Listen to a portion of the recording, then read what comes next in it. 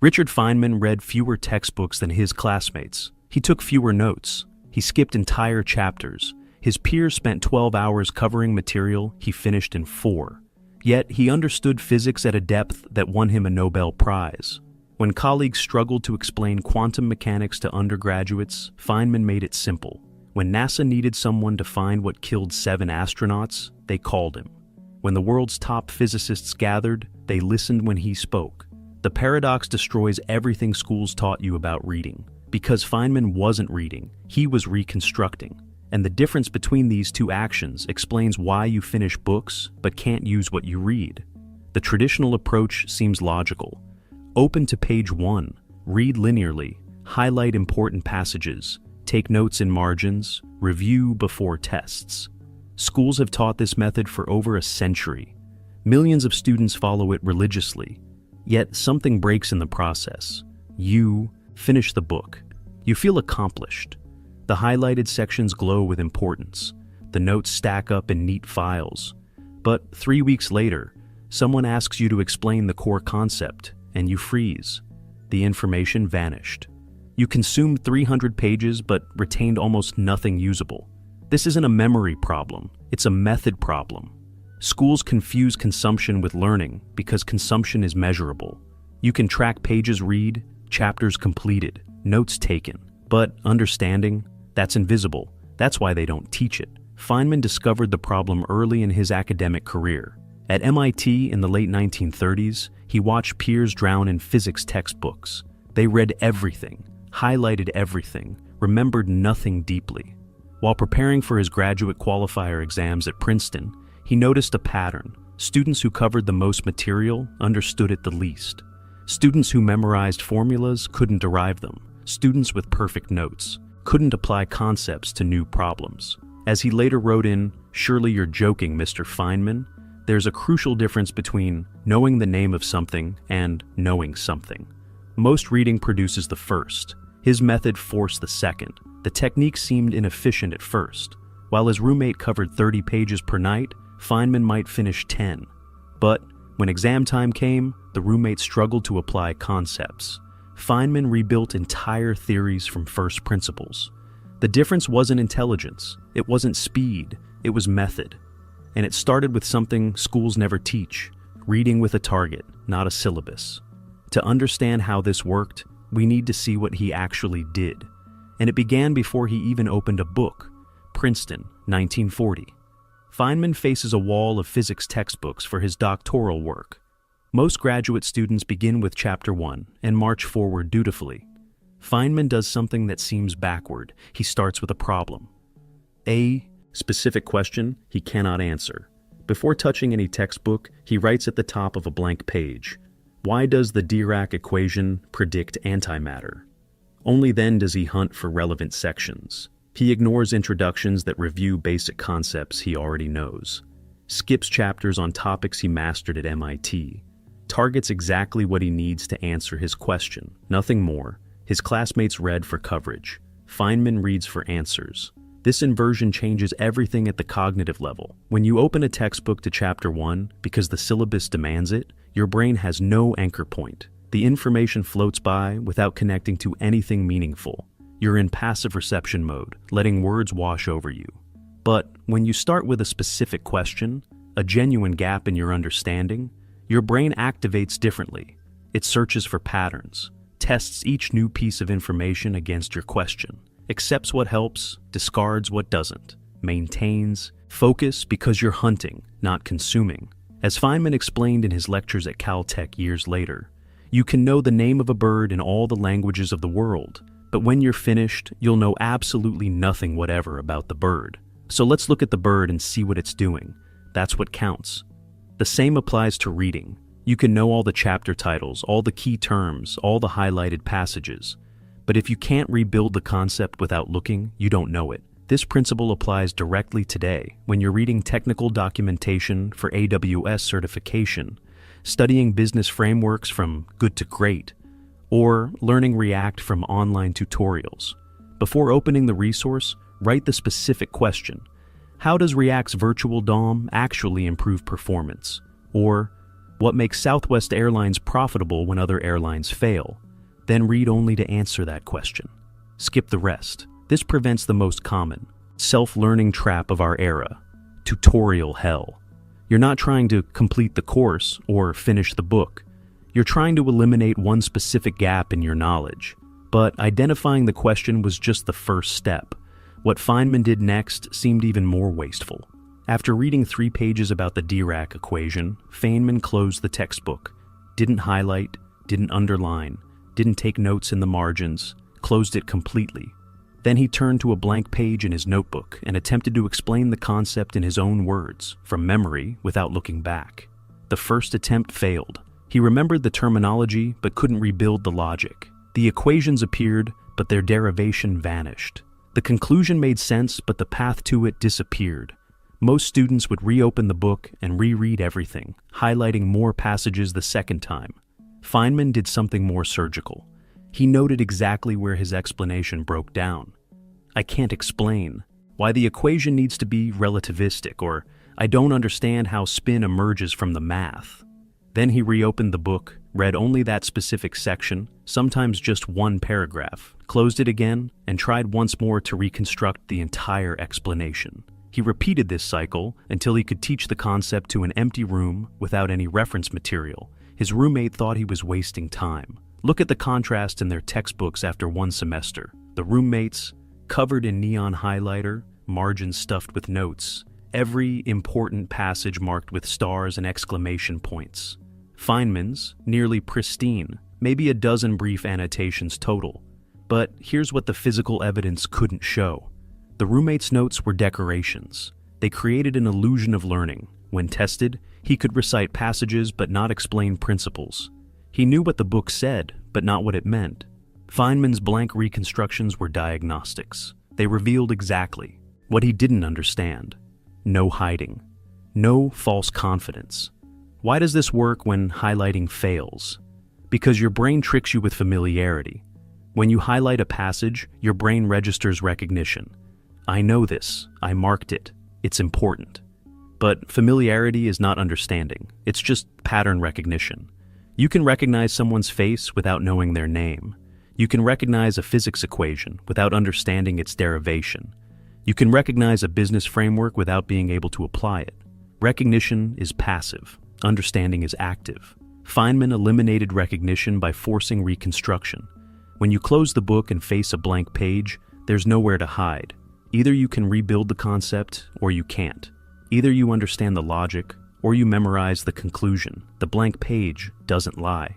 As he later explained when describing his approach to physics problems, what I cannot create, I do not understand. The same applies to reading. What you cannot reconstruct, you do not understand. This principle solves the biggest problem in modern self-learning: the gap between consuming content and building competence. You watch a YouTube tutorial on Python. You follow along. The code makes sense while the instructor explains it. You feel like you're learning, but the next day you face a blank text editor and freeze. Nothing comes. You consume the tutorial, but you can't reconstruct the logic. The solution is brutal, but effective. After watching each major section, close the video. Open a blank file.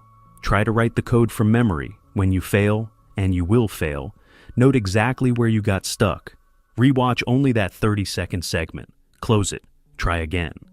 This is how you transform passive watching into active understanding. But Feynman added another layer that most people skip entirely. Los Alamos, 1943. The Manhattan Project assembles the world's top physicists.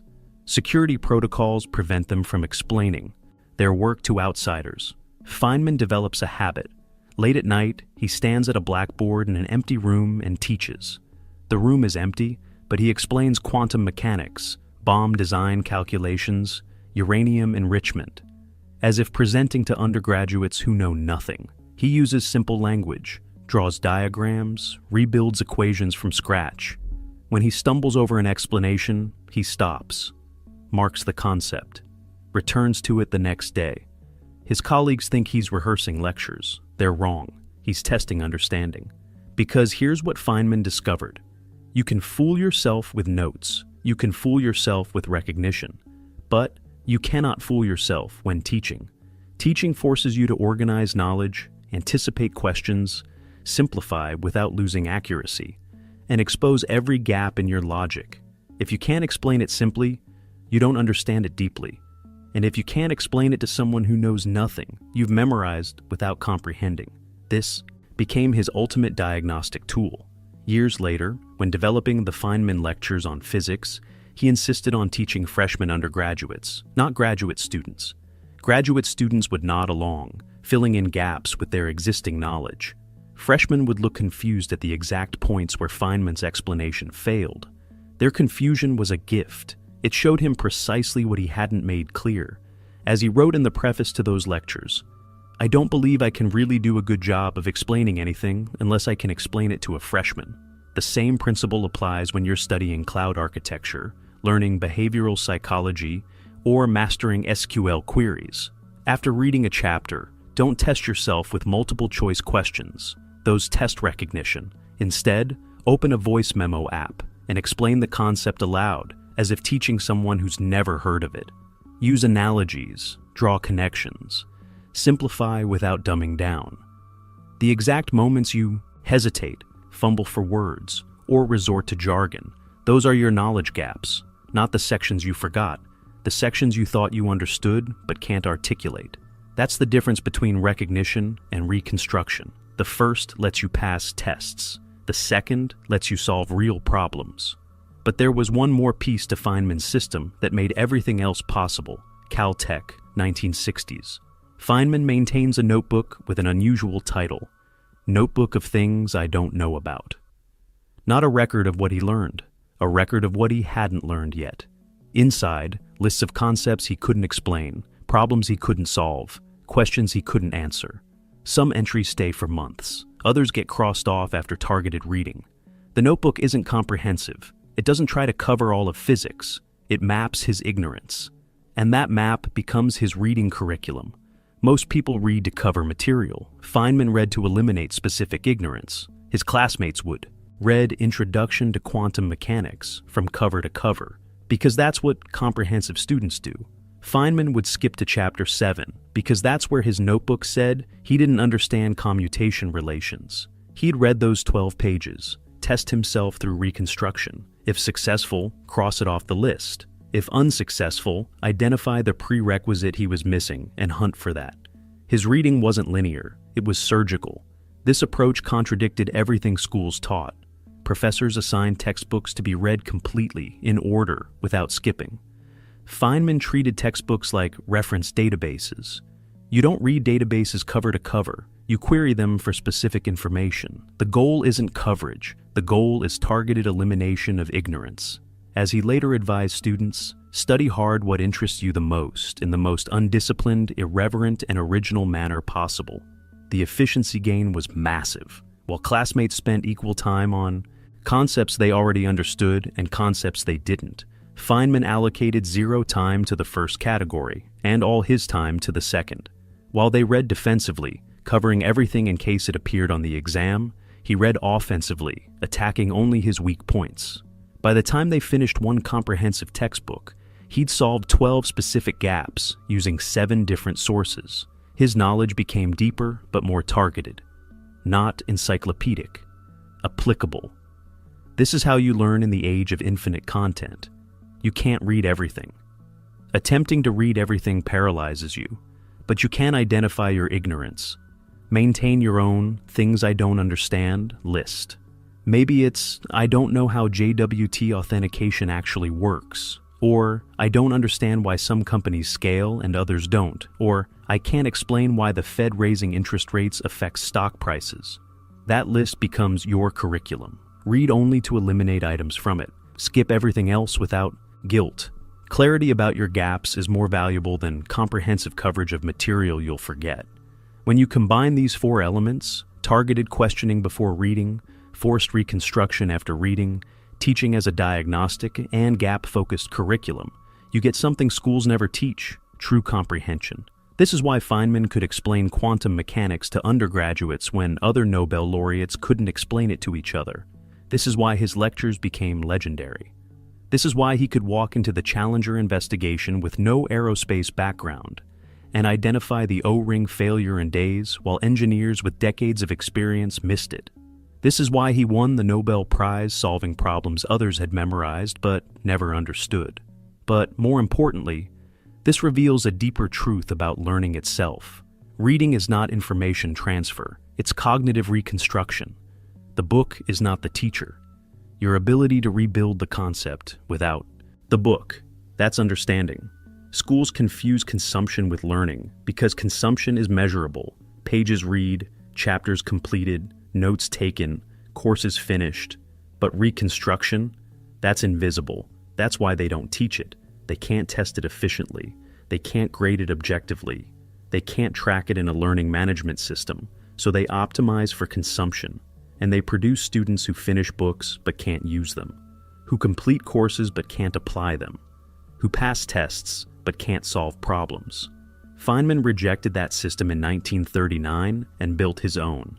And the evidence suggests his system worked better. As he once explained, I learned very early the difference between knowing the name of something and knowing something. I was never satisfied with just knowing the name.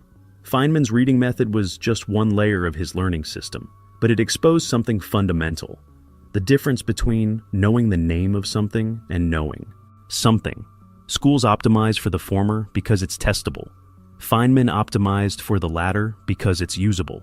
The next time you open a technical book, a business manual, or an online course, remember, reading is not the goal, reconstruction is. Start with a specific question, read to answer it, close the source, rebuild the concept on a blank page. Test yourself by teaching. Maintain a list of your ignorance and read only to eliminate it. This is how you absorb information in a world designed to make you consume without understanding. This is how you transform coverage into comprehension. This is how you stop reading like a student and start learning like Feynman. Right now, you're feeling something. Maybe it's curiosity about where this talk is going. Maybe it's anxiety about something in your life. Maybe it's excitement, or boredom, or restlessness, or impatience. Whatever it is, you didn't choose it, it chose you. The emotion came. The thought arrived, and you're experiencing it whether you want or not. Pause or are you? A direct address I.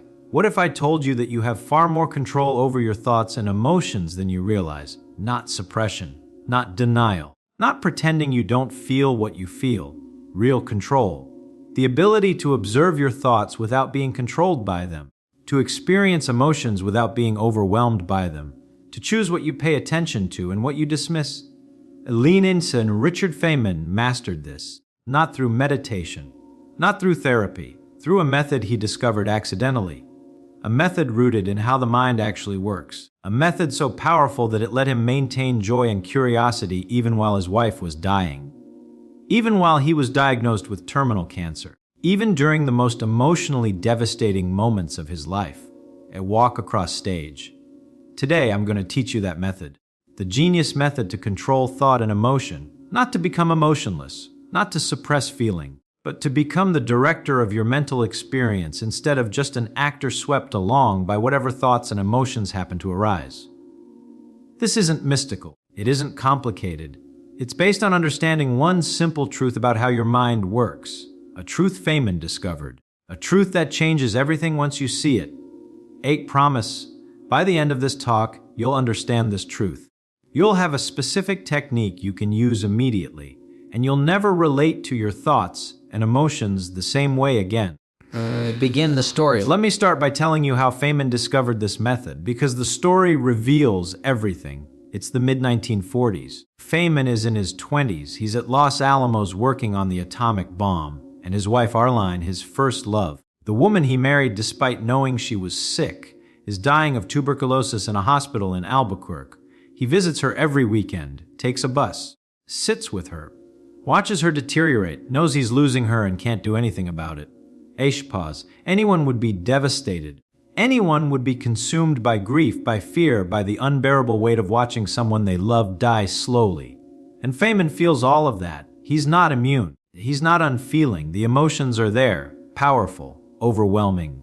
Share what he does, but he does something unusual. Something that will change how he relates to his mind for the rest of his life.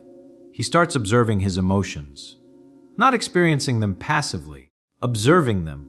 Like a scientist observing an experiment, he notices when grief arises. He notices what triggers it. He notices how it feels in his body. He notices what thoughts accompany it. He notices how long it lasts. He notices when it fades. Hicks explained the shift, and something remarkable happens. The emotions don't disappear, they're still there. But they lose some of their power over him, because he's not just feeling grief. He's also observing himself feeling grief.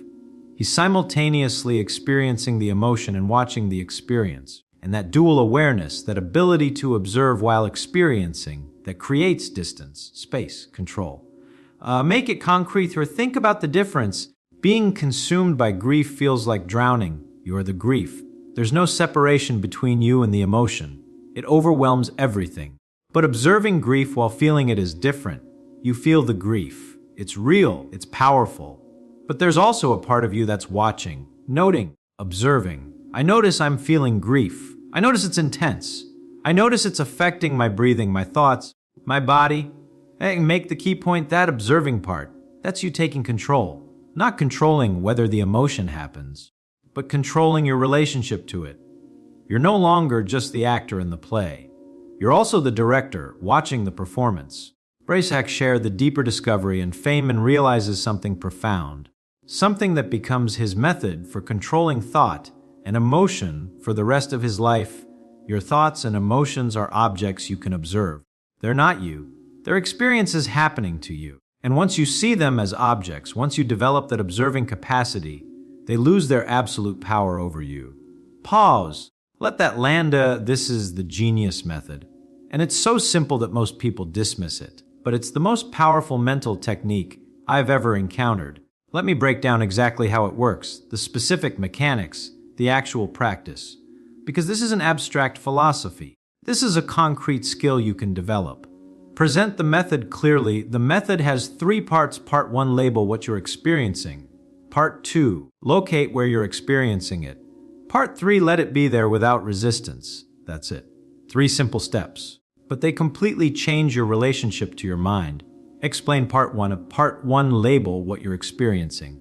When a thought or emotion arises, name it. Not dramatically, not with judgment, just factually, like a scientist naming a specimen. I'm feeling anxious. I'm thinking about that conversation. I'm feeling angry. I'm having the thought that I'm not good enough.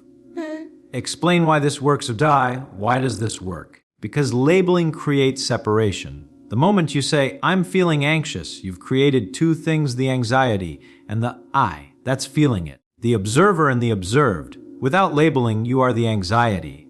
I am anxious. Feels like a complete identity.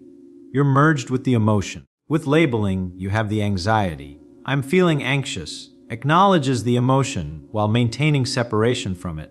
You're experiencing it, but you're not it. Share Feynman example. Feynman did this constantly. During stressful moments, during emotional moments, during moments when his mind was racing with thoughts. I notice I'm worried about this experiment. I notice I'm feeling frustrated with this student. I notice I'm having the thought that I'm wasting time. Afar make the point at, not suppressing, not judging, just labeling, observing, creating that gap between the thinker and the thought, the feeler and the feeling. Fact explain part 2. Locate where you're experiencing it. After you label the thought or emotion, notice where it is in your body. Where do you feel the anxiety? Where do you feel the anger? Where do you notice the thought arising? I'm feeling anxious. I notice it in my chest. There's tightness. My heart is beating faster. I'm feeling angry. I notice it in my jaw, my shoulders. There's tension there. 5. Explain why this works. With this deepens the observation. It grounds you in physical reality instead of mental story. And it reinforces the separation. You're here, observing this sensation that's there. Also, it prevents you from being swept away by the mental narrative, because emotions always come with stories. I'm anxious because this terrible thing might happen, and then this, and then that. The story amplifies the emotion, creates a spiral. I'll show the difference, but when you locate the emotion in your body, you bypass the story. You're just experiencing a physical sensation. Tightness in the chest, tension in the shoulders, heat in the face. Those sensations are real, but they're manageable. They're just body sensations.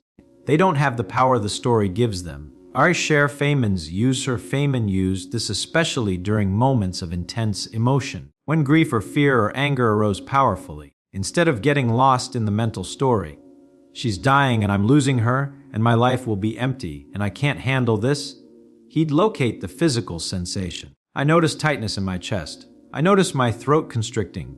I notice tears forming. Make the point of physical sensations you can observe. Mental stories you get lost in. Staying with the physical keeps you grounded, keeps you in observer mode, keeps you in control. I shall explain part 3's part 3, let it be there without resistance. This is the hardest part, but it's the most important. Once you've labeled the thought or emotion, once you've located where you're experiencing it, don't try to make it go away. Don't fight it. Don't suppress it.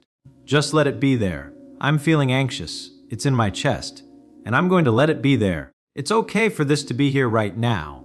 Rafar explained why resistance is the problem. Here's what most people don't understand. The suffering isn't the emotion itself. The suffering is your resistance to the emotion. Anxiety is just a sensation. Uncomfortable, yes, but manageable. What makes it unbearable is when you resist it, when you think, I shouldn't feel this. This is terrible. I need this to go away. I can't handle this. Yeah, make it concrete, that resistance. That fighting against what is, that's what creates suffering. That's what amplifies the emotion. That's what makes it feel overwhelming. But when you allow the emotion to be there without resistance, when you say, okay, anxiety is here and that's okay. Something remarkable happens. The emotion doesn't necessarily go away, but it loses its power to control you. It's just a sensation. Present, observe aloud, but not in control, as share the paradox of da, and here's the paradox. When you stop trying to make emotions go away, they often do go away, not immediately, but naturally. Because emotions are temporary. They arise, they peak, they fade. That's their nature. But when you resist them, you lock them in place. You keep them active. You feed them energy through your resistance. When you allow them, you let them follow their natural course. Arise, be present, fade. Passer tell a powerful Feynman story to let me show you this method at its most powerful. This story demonstrates everything. It's 1945. Feynman gets a call. Arline has died, his life, she's gone. He takes a bus from Los Alamos to Albuquerque to the hospital, to her body.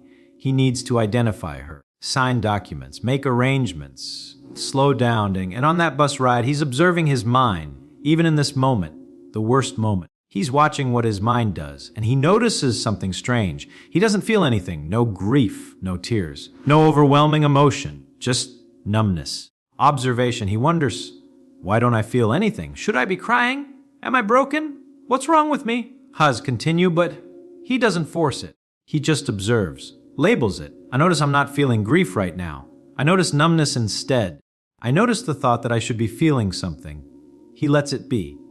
Doesn't judge it. Doesn't resist the absence of feeling just as much as he wouldn't resist the presence of feeling. In fact, the powerful part.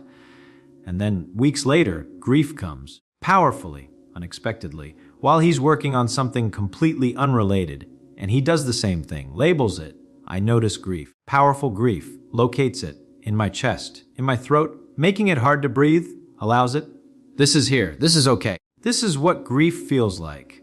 If I make the point, he doesn't try to make it go away, doesn't distract himself, doesn't suppress it, just observes it. Experiences it fully while simultaneously watching the experience, and it moves through him intensely, completely, and then it fades. Natural out, observed. Que pasa, that's mastery of thought and emotion, not suppression, not avoidance, but the ability to experience fully while maintaining the observer perspective, to be in the emotion without being controlled by it. I know to address the skepticism. Now, I know what some of you are thinking. This sounds like detachment, like becoming cold, like not really feeling. No, that's not what this is. If I clarify, this method lets you feel more fully, not less.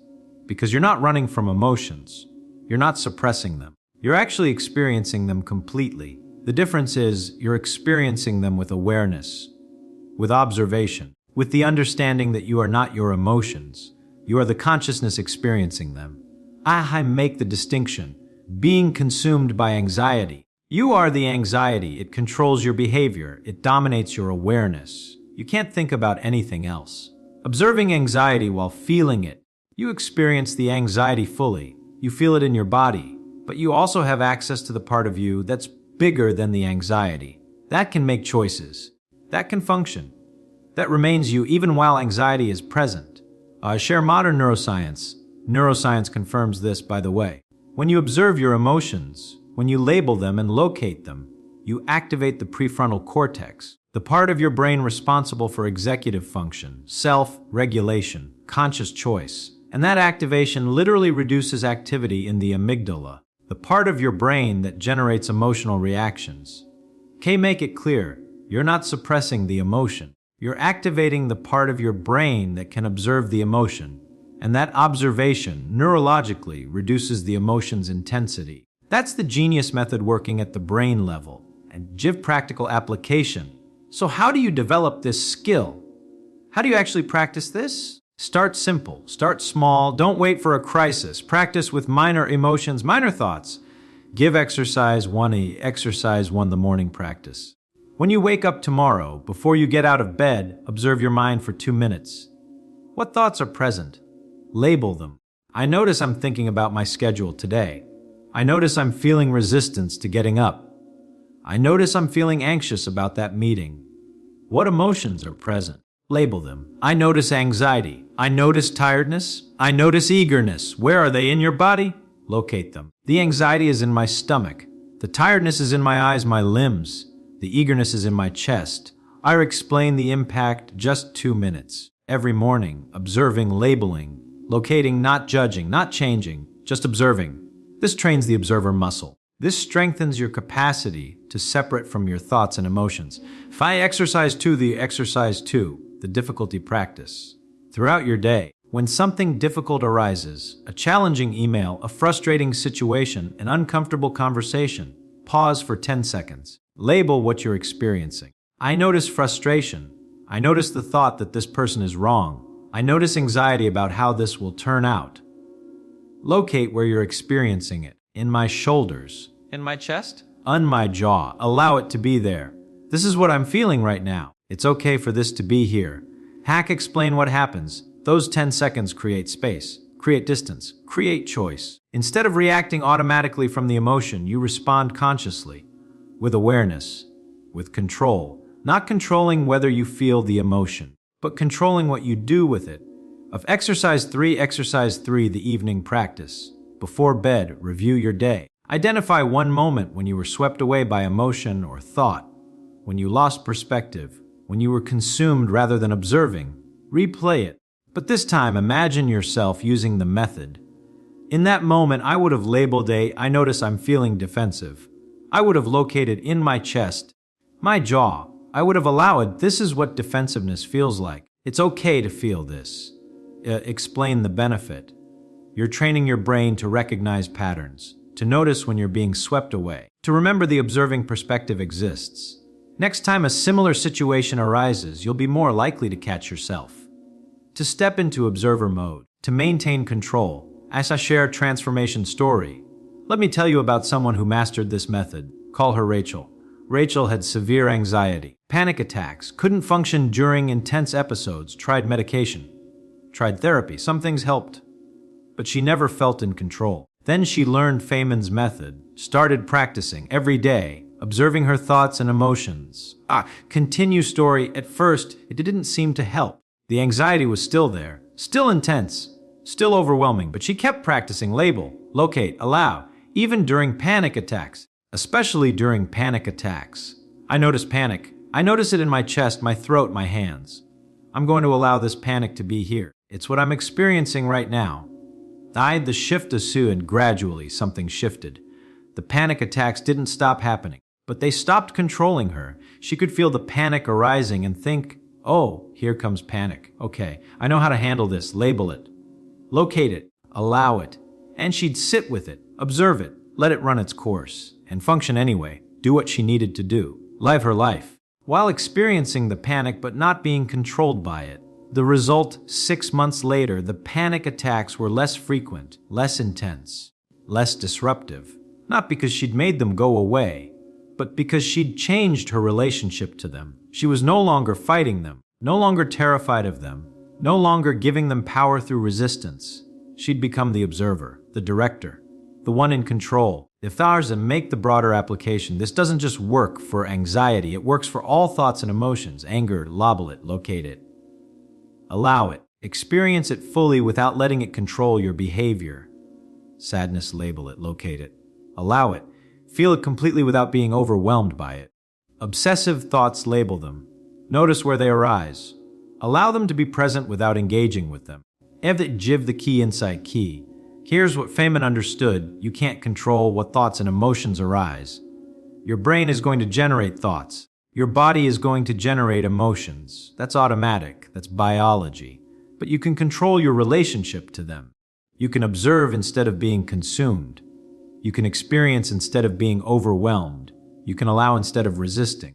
And that's make it philosophical, and that's real freedom. Not freedom from thoughts and emotions, but freedom in the midst of them. The ability to remain yourself, remain in control, remain capable of choice, even while experiencing intense thoughts and emotions. Our fair share Feynman's later life. This ability served Feynman throughout his life. When he was diagnosed with cancer, when he faced criticism from colleagues, when he dealt with professional setbacks, when he experienced loss and pain and difficulty, he felt everything, deeply, fully. He wasn't detached or cold or unfeeling, but he was never controlled, never overwhelmed, never lost to his thoughts and emotions. Here explain why because he developed the observer, the part of consciousness that can watch thoughts and emotions arise, be present, and fade. The part that remains steady even when everything else is chaos. Direct address, you have that part too. Everyone does. It's not special. It's not rare. It's just untrained in most people. You've spent your whole life identified with your thoughts and emotions, believing you are them, being swept along by them. The shift. But you're not your thoughts. You're the awareness that notices thoughts. You're not your emotions. You're the consciousness that experiences emotions. And once you realize that, once you develop the capacity to observe, everything changes. And make it immediate. Let's do this right now. Right here. Together, close your eyes for a moment. I'll guide you through it. Pause. Notice what thoughts are present. Don't engage with them. Just observe them. Label them. I notice I'm thinking about. I notice the thought that. Pause. I notice what emotions are present. Label them. I notice I'm feeling. I notice. Pause. Or where in your body do you notice these emotions? Locate them. Your chest, your shoulders, your stomach, your jaw. And now allow whatever you're experiencing to be there. Don't try to change it. Don't judge it. Just let it be. This is what I'm experiencing right now. It's okay for this to be here. A pause, open your eyes. A direct statement, that's the method. That's what you just did. Label, locate, allow, observer mode activated. Make the point azure and notice you're still you. But there's also a part of you that was watching, observing. The director, not just the actor. That's control, real control. Not control over what arises, but control over your relationship to what arises. Final challenges. So here's my challenge. Use this method for 1 week, every day, multiple times. Morning observation, 10-second pauses during difficulty. Evening review, label what you're experiencing. Locate where you're experiencing it. Allow it to be there. Make the promise of and watch what happens. Watch how your relationship to your mind changes. Watch how you gain distance from thoughts that used to consume you. Watch how emotions that used to overwhelm you become manageable. Not through suppression, not through avoidance, but through observation, through conscious awareness, through developing the observer. Forget philosophical. This is what Feynman discovered. Not just about physics, about the mind itself, about consciousness, about human experience. We're not just experiencers. We're also observers of our experiencing. And that dual capacity, that ability to be both in the experience and watching the experience, that's the key to mastery. Our final story, near the end of his life, Feynman is asked how he maintained such joy and curiosity despite all the difficulties he'd faced, the losses, the illness, the challenges. And he says something profound. I learned early that I'm not my thoughts. I'm not my emotions. I'm the one watching them. And that makes all the difference. Ispazi. That's the genius method. That's the secret. That's what changed everything for him. And it can change everything for you too.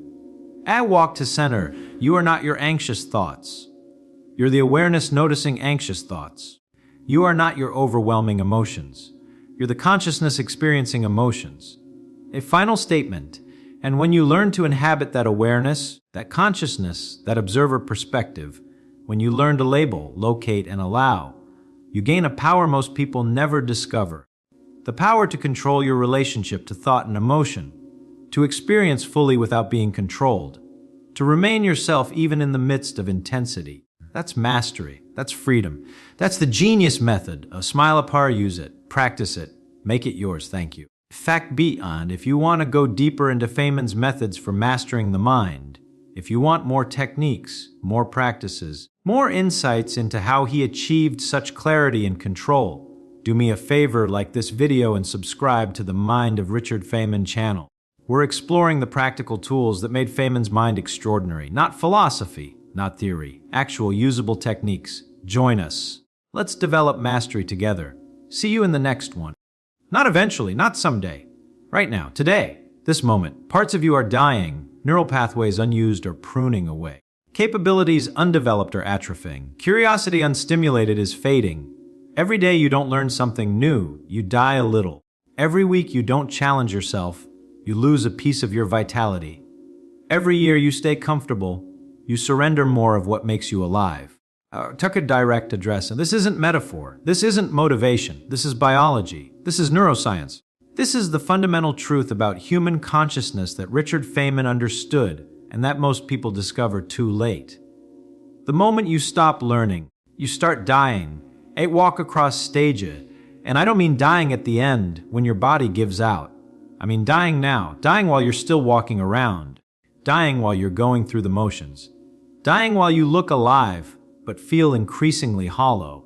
You know this feeling, you felt it. That sense that life is becoming repetitive, that nothing surprises you anymore, that you're going through routines without engagement, that the spark is fading. That's not life getting boring, that's you dying. Slowly, quietly, invisibly to others but devastatingly obvious to you. A pause. Today, I'm going to show you why this happens. I'm going to show you what Feynman discovered about learning and aliveness. And I'm going to show you how to stop dying and start living again. Because the solution is simple. Keep learning, keep growing, keep challenging yourself. Stay curious until the very end. Our opening story. Let me start with a story. This story shows everything. It's the late 1980s. Feynman is dying. Actually dying cancer. Terminal. He knows he has months, maybe a year left. And you know what he does? He learns Mayan hieroglyphics. Not because he needs to. Not because it's useful. Not because it will extend his life or cure his cancer or accomplish anything practical. Because he's curious. Because there's something he doesn't know. Because learning is what keeps him alive even as his body is dying. Make the contrast. Most people, when they know they're dying, stop learning. They retreat. They reminisce. They focus on comfort. They give up on new experiences, new knowledge, new growth. Feynman did the opposite. He intensified his learning. He stayed curious. He kept his mind alive even as his body failed. And people who visited him in those final months reported he was more alive than most healthy people, more engaged, more present, more vital. And make the point that that's the secret. That's what Feynman understood. Aliveness isn't about your body. It's about your mind. It's about whether you're still learning, still growing, still curious. Stop learning, and you're dead even if your body keeps functioning. Keep learning, and you're alive even when your body is dying. Direct statement. The moment you stop learning, you start dying. Let me show you exactly what I mean. Let me show you the neuroscience, the psychology, the lived experience of this truth. Present the neuroscience first, the neuroscience. This is literal, not metaphorical. Your brain has neuroplasticity, the ability to form new neural connections, to strengthen pathways, to create new capabilities. This happens when you learn, when you challenge yourself, when you encounter novel experiences. Every time you learn something new, your brain physically changes. New synapses form. Neural networks reorganize. You literally become a different person at the neurological level. I want to make the contrast, but when you stop learning, when you stop challenging yourself, when you only do familiar things, your brain stops creating new connections. Existing pathways that aren't used begin to prune away. Neural networks become rigid. You literally lose cognitive capacity. I share the research, and neuroscientists have studied this. They've shown that adults who stop learning, who stop challenging their minds, show measurable cognitive decline, not just in old age. Starting in their 30s and 40s, their brains physically shrink, their cognitive capabilities diminish, their mental flexibility decreases. They're dying, neurologically, measurably, years or decades before their bodies give out. Ache make it visceral, and they feel it, you feel it. That sense that your mind isn't as sharp as it used to be, that you're not as creative, not as quick, not as engaged, that's not aging. That's dying from lack of learning. Share the contrast, but adults who keep learning, who keep challenging themselves, who stay curious. Their brains remain plastic, their cognitive capabilities maintain. Some even improve. Their mental flexibility stays strong. They're alive, neurologically, measurably, even in their 70s, 80s, 90s. Should give example if Feynman at 70 was mentally sharper than most people at 30, not because he had superior genetics, but because he never stopped learning. His brain was constantly forming new connections, maintaining plasticity, staying alive. Present the psychology, second the psychology. This is about meaning, not just neurons. Learning gives life meaning. It gives you purpose. It gives you a reason to wake up. It gives you engagement with the world. When you're learning, you're growing, you're becoming, you're moving towards something. Life has direction. Make the contrast. But when you stop learning, when you stop growing, when you're just maintaining, just going through routines, just repeating what you already know, life loses meaning. You're not becoming anything. You're just existing, just passing time, just waiting. And that's death. Psychological death. The death of purpose. The death of meaning. The death of forward momentum. Share research psychologists call this stagnation. It's one of the most powerful predictors of depression, anxiety, and despair. Not external circumstances, not success or failure, but the feeling of stagnation, of not growing, of being stuck. Make it personal. You felt this. Maybe you're feeling it now. That sense that life is flat. That days blend together. That nothing really matters because nothing is really changing. That's not life being boring. That's you dying because you've stopped learning. Mazur give the antidote. But the moment you start learning something new, anything new, meaning returns. Suddenly you have a reason to wake up. Suddenly you're moving towards something. Suddenly life has direction again. Not because external circumstances changed, but because you're growing again, learning again, alive again. Tell a story. Let me tell you about someone who experienced this. Call her Maria. Maria is 65. Retired. Comfortable life. Nice house. Financial security. Everything society says you should want. And she's miserable. Depressed. Feels like she's just waiting to die. Days are empty. Life has no meaning. Continue the story. Her doctor prescribes antidepressants. They don't help much. Because the problem isn't chemical. The problem is that she's stopped learning. She's stopped growing. She's stagnating. She's dying even though she's healthy. Because learning is life, and she's not learning. And the turning point then, almost by accident, she takes a pottery class. Just to fill time, just to get out of the house. And something happens. She's learning. She's challenged. She's growing. She's making mistakes and figuring things out. She's curious about glazes and techniques and forms. And suddenly she's alive again. I share the transformation. Within weeks, the depression lifts. Not because pottery cured depression, but because learning did. Because she's growing again. Because her brain is forming new connections. Because her life has purpose again. She's not just passing time anymore. She's becoming. She's developing a skill. She's moving toward mastery. She's alive. If he make the point, that's the power of learning. That's why the moment you stop learning, you start dying. And the moment you start learning, you start living. As present the lived experience. Third, the lived experience. This is about how it actually feels to be alive. When you're learning, you're engaged, present, attentive. The world is interesting. Full of things you don't know yet. Full of discoveries to make. Time moves differently. Hours fly by when you're absorbed in learning. You look up and realize the whole afternoon has passed. That's aliveness. Add or make the contrast. But when you're not learning, when you know everything you're going to encounter, when nothing is new, nothing surprises you, nothing challenges you, you're disengaged, absent, going through motions. The world is repetitive, empty of discovery. Time drags. Days feel long but empty. Years blur together. You can't remember what happened last month because nothing happened. Just repetition, just routine, just death. Farder share Feynman example. Feynman, even in his 70s, talked about time flying, about being absorbed in problems, about staying up all night because he was curious about something, about feeling like a child discovering the world, not because he was ignoring reality, but because he was still learning, still discovering, still alive. Give contrast. Compare that to most people in their 40s and 50s. Life is passing so fast. I don't know where the time goes. The years blur together. They're dying. Time is passing without engagement, without learning, without aliveness.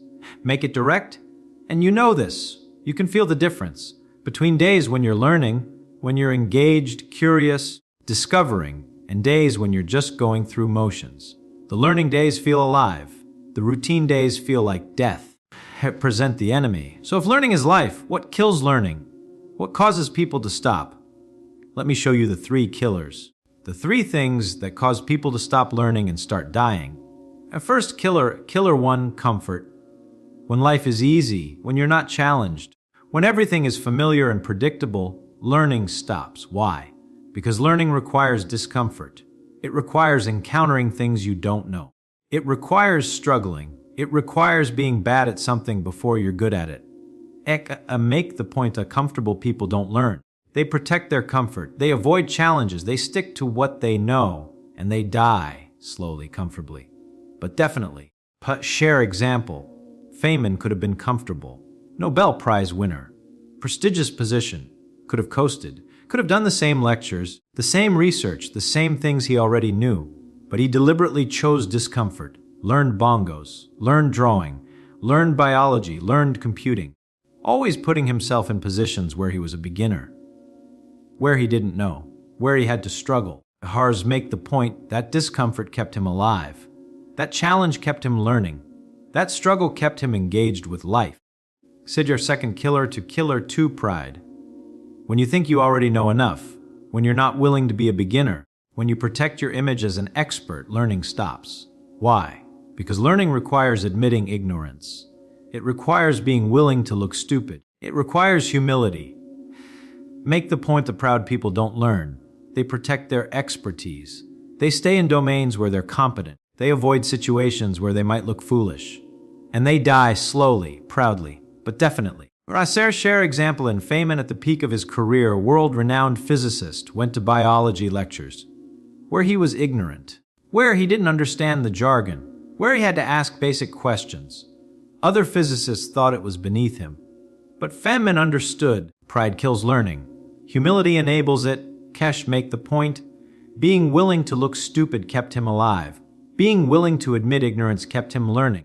Being willing to be a beginner kept him engaged with life. Third killer 3, fear. When you're afraid of failure, when you're afraid of being wrong, when you're afraid of judgment, learning stops. Why? Because learning requires risk. It requires trying things you might fail at. It requires being wrong before you're right. Make the point for fearful people don't learn. They play it safe. They only do things they're sure they can do. They avoid risk, and they die slowly, safely, but definitely. Sir Share example. Feynman took intellectual risks constantly. He'd tackle problems he might not solve. He'd propose theories that might be wrong. He'd try approaches that might fail. Because he understood fear kills learning. Risk enables it. Failure is part of aliveness. Acts are at them, bring them together. So those are the 3 killers I comfort. Pride, fear. They kill learning. And when learning dies, you die. Suit present the solution. So how do you stay alive? How do you keep learning? How do you fight against comfort, pride, and fear? Feynman had 3 practices. 3 habits that kept him learning until his final days. First practice. Practice 1, deliberately seek discomfort. Don't wait for life to challenge you. Actively choose things that make you uncomfortable. Things you don't know how to do. Things that require struggle. Larsh, make it concrete. Learn a skill completely outside your expertise. Take a class where you're a beginner. Try something you'll probably be bad at initially. The discomfort is the point. That's where learning happens. That's where aliveness is. I give example there, Feynman learning bongos. He was terrible initially. It was uncomfortable. He looked foolish. But that discomfort meant he was learning, growing, alive. If something, make the application. What's something you've been avoiding because it would be uncomfortable? Learn that. That discomfort is life calling you to stay alive. Second practice, practice 2, embrace beginner status. Stop protecting your expertise. Be willing to be ignorant. Be willing to ask stupid questions. Be willing to look foolish. Make it concrete. Go to lectures on topics you know nothing about. Ask basic questions. Admit when you don't understand. The humiliation is the point. That's where learning happens. That's where aliveness is. Give example if Feynman at biology lectures, asking questions that made biologists roll their eyes, not protecting his image as an expert physicist, just trying to understand. Make the application. Where have you been protecting your expertise? Where have you been avoiding looking stupid? Go there. That humility is life calling you to stay alive. Third practice, practice 3. Take risks with your learning. Stop playing it safe. Try things you might fail at. Pursue questions you might not answer. Attempt problems you might not solve. Make it concrete. Start a project where you don't know if you'll succeed. Learn something difficult with no guarantee you'll master it. Engage with ideas that might prove you wrong. The risk is the point. That's where learning happens. That's where aliveness is. Give example and Feynman tackling quantum electrodynamics, not knowing if his approach would work, risking years of effort on ideas that might fail, taking intellectual risks constantly. Make the application. What's something you've been avoiding because you might fail? Try that. That risk is life calling you to stay alive. Share the deeper truthy. Now, here's the deeper truth that Feynman understood. Learning isn't just about acquiring skills or knowledge. Learning is about maintaining your relationship with mystery, with not knowing, with wonder. To explain is, children are alive because everything is mysterious to them. Everything is something they don't know yet. Everything provokes wonder. Adults die because they think they know everything. They've explained away the mystery. They've lost their wonder. Make the point. The moment you think you know everything, you start dying. The moment you rediscover that you know almost nothing, you start living. Share Feynman, quote Feynman said, "I would rather have questions that can't be answered than answers that can't be questioned." That's the mindset of aliveness, preferring mystery to false certainty, preferring not knowing to thinking you know. Make it personal, Etcher. When did you stop wondering? When did you stop being amazed? When did you start thinking you had it all figured out? That's when you started dying. I've give the antidote to rediscover wonder. Look at something you think you understand and ask, but do I really understand it? Could I explain it to a child? Are there aspects I've never considered? That wonder, that curiosity, that admission of mystery, that's aliveness. Tell final transformation story. Let me tell you one more story. This one shows the complete transformation. There's a man, call him Robert. 68 years old, successful career, retired, financially comfortable, and completely dead inside. He goes through his days in a fog, routines, TV, repetition, waiting for time to pass, waiting to die for real. His adult children are worried. They see him fading, not physically, spiritually, psychologically. He's becoming a ghost. The intervention set him down. They say, "Dad, you're dying, not your body. You, the person you used to be. You used to be curious, engaged." A lot happened, and Robert realizes they're right. He has been dying for years, since he retired, since he stopped learning, since he settled into comfort. The decision, so he makes a decision. He's going to learn something completely new, something difficult, something that makes him uncomfortable. He chooses Chinese, the language at 68, with no background. No natural talent for languages. Every reason to think he'll fail. The struggle, and it's hard. Really hard. He's bad at it. He makes mistakes. He feels foolish. He wants to quit. But he persists because he's realized the struggle is the point. The discomfort is aliveness. The not knowing is life. The transformation error. 6 months later, he's speaking basic Chinese, not fluently, not expertly, but he's communicating, he's learning, he's growing, and he's alive again. Actually alive. His children notice immediately. He's engaged, present, interested in things. The fog has lifted. But the insight, not because Chinese is magical, but because learning is. Because the moment he started learning, he stopped dying. Make the universal point. That's available to you too. Right now. Today. You can stop dying and start living.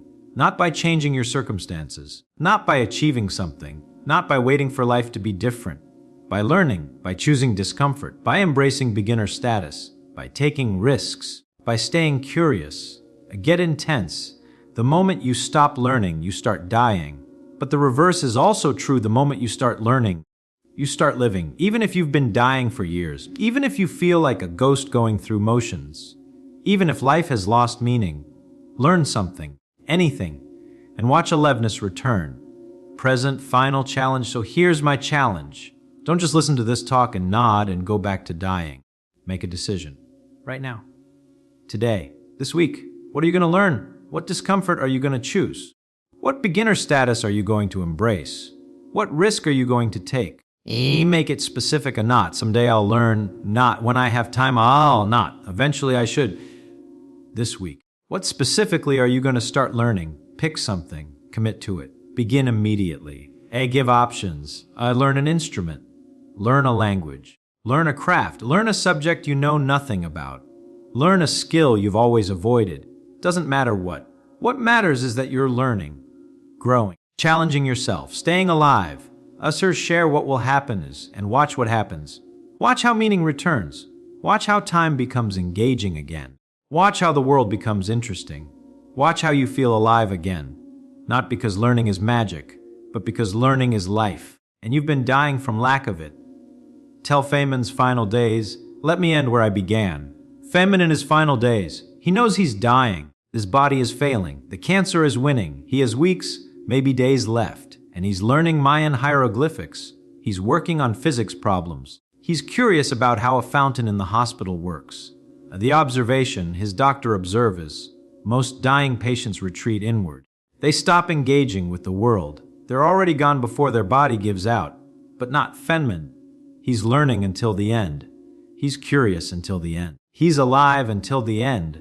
The final moment of Feynman's last words, literally his last words before he dies. I'd hate to die twice. It's so boring. Think about that. His concern isn't dying. It's that dying might be boring. That there might not be something to learn, something to discover, something to be curious about.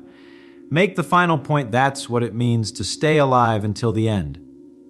To be learning, curious, engaged until your final moment, not dying years before your body gives out, not becoming a ghost going through motions, but staying alive, truly alive, until death actually comes. I walk to center. The moment you stop learning, you start dying. But you don't have to die. Not today.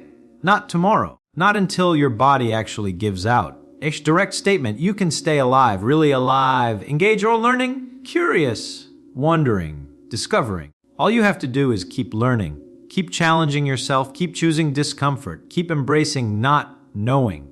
Final statement, so make the choice. Right now, this moment, are you going to keep dying, keep stagnating, keep going through comfortable routines while your brain prunes away and your spirit fades? Or are you going to live? Are you going to learn?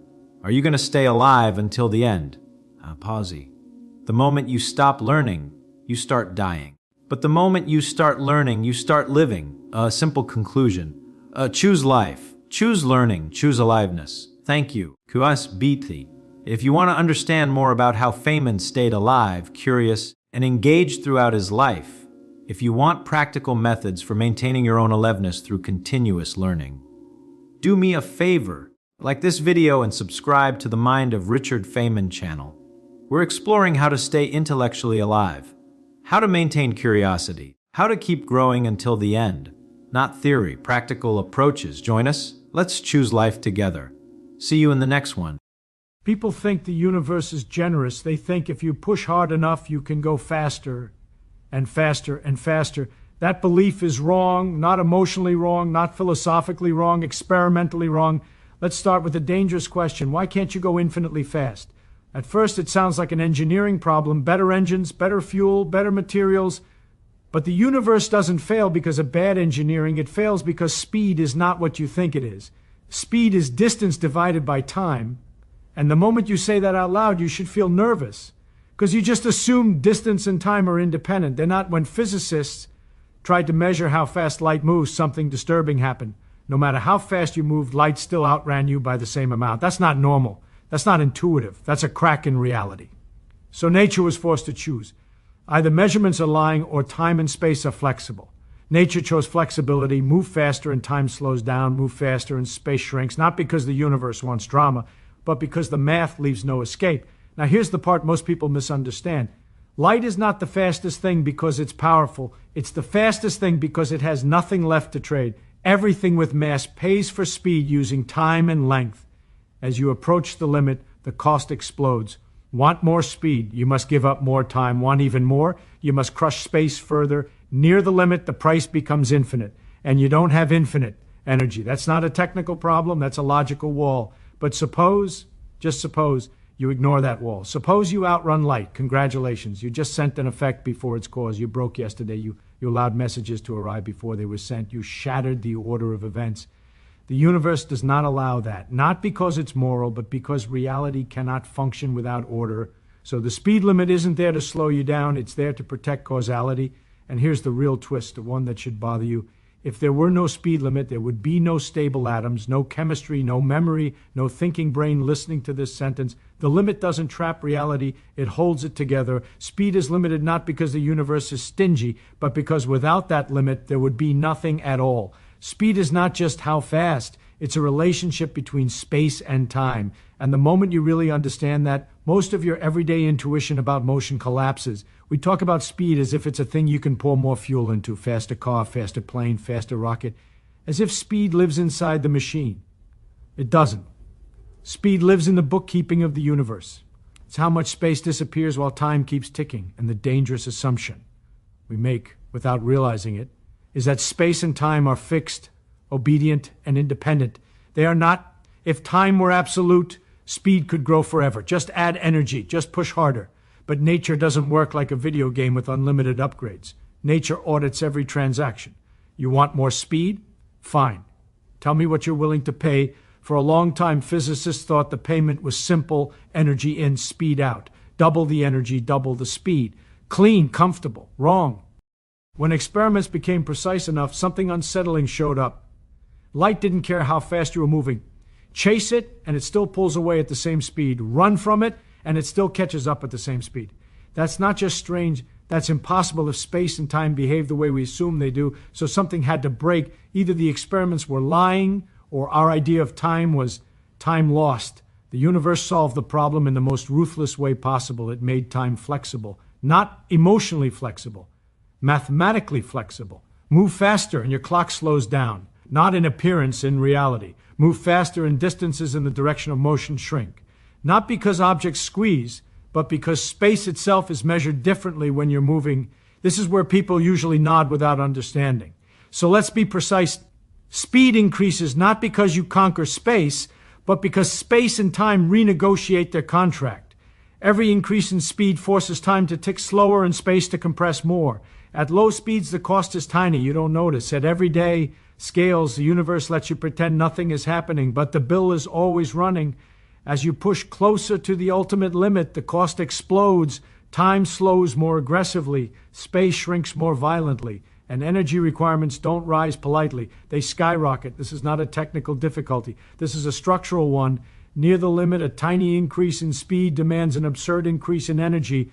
And at the limit, the required energy becomes infinite, not large, not impractical, infinite, and infinite energy does not exist in the physical universe. That alone kills the dream of unlimited speed, but suppose energy weren't the problem. Suppose, magically, you could push past the limit. What would break? Order would... Speed isn't just motion. It's the rate at which causes can influence effects. If you move faster than the maximum allowed speed, you don't just arrive early. You arrive before you leave. Signals get received before they are sent. Effects appear without causes. The timeline folds into nonsense. This isn't science fiction drama. It's logical failure. A universe where cause and effect can be reversed is not unstable. It's undefined. Nothing can persist. No memory can be trusted. No experiment can be repeated. No thought can reliably follow another thought. So the universe enforces the limit not as a preference, but as a necessity.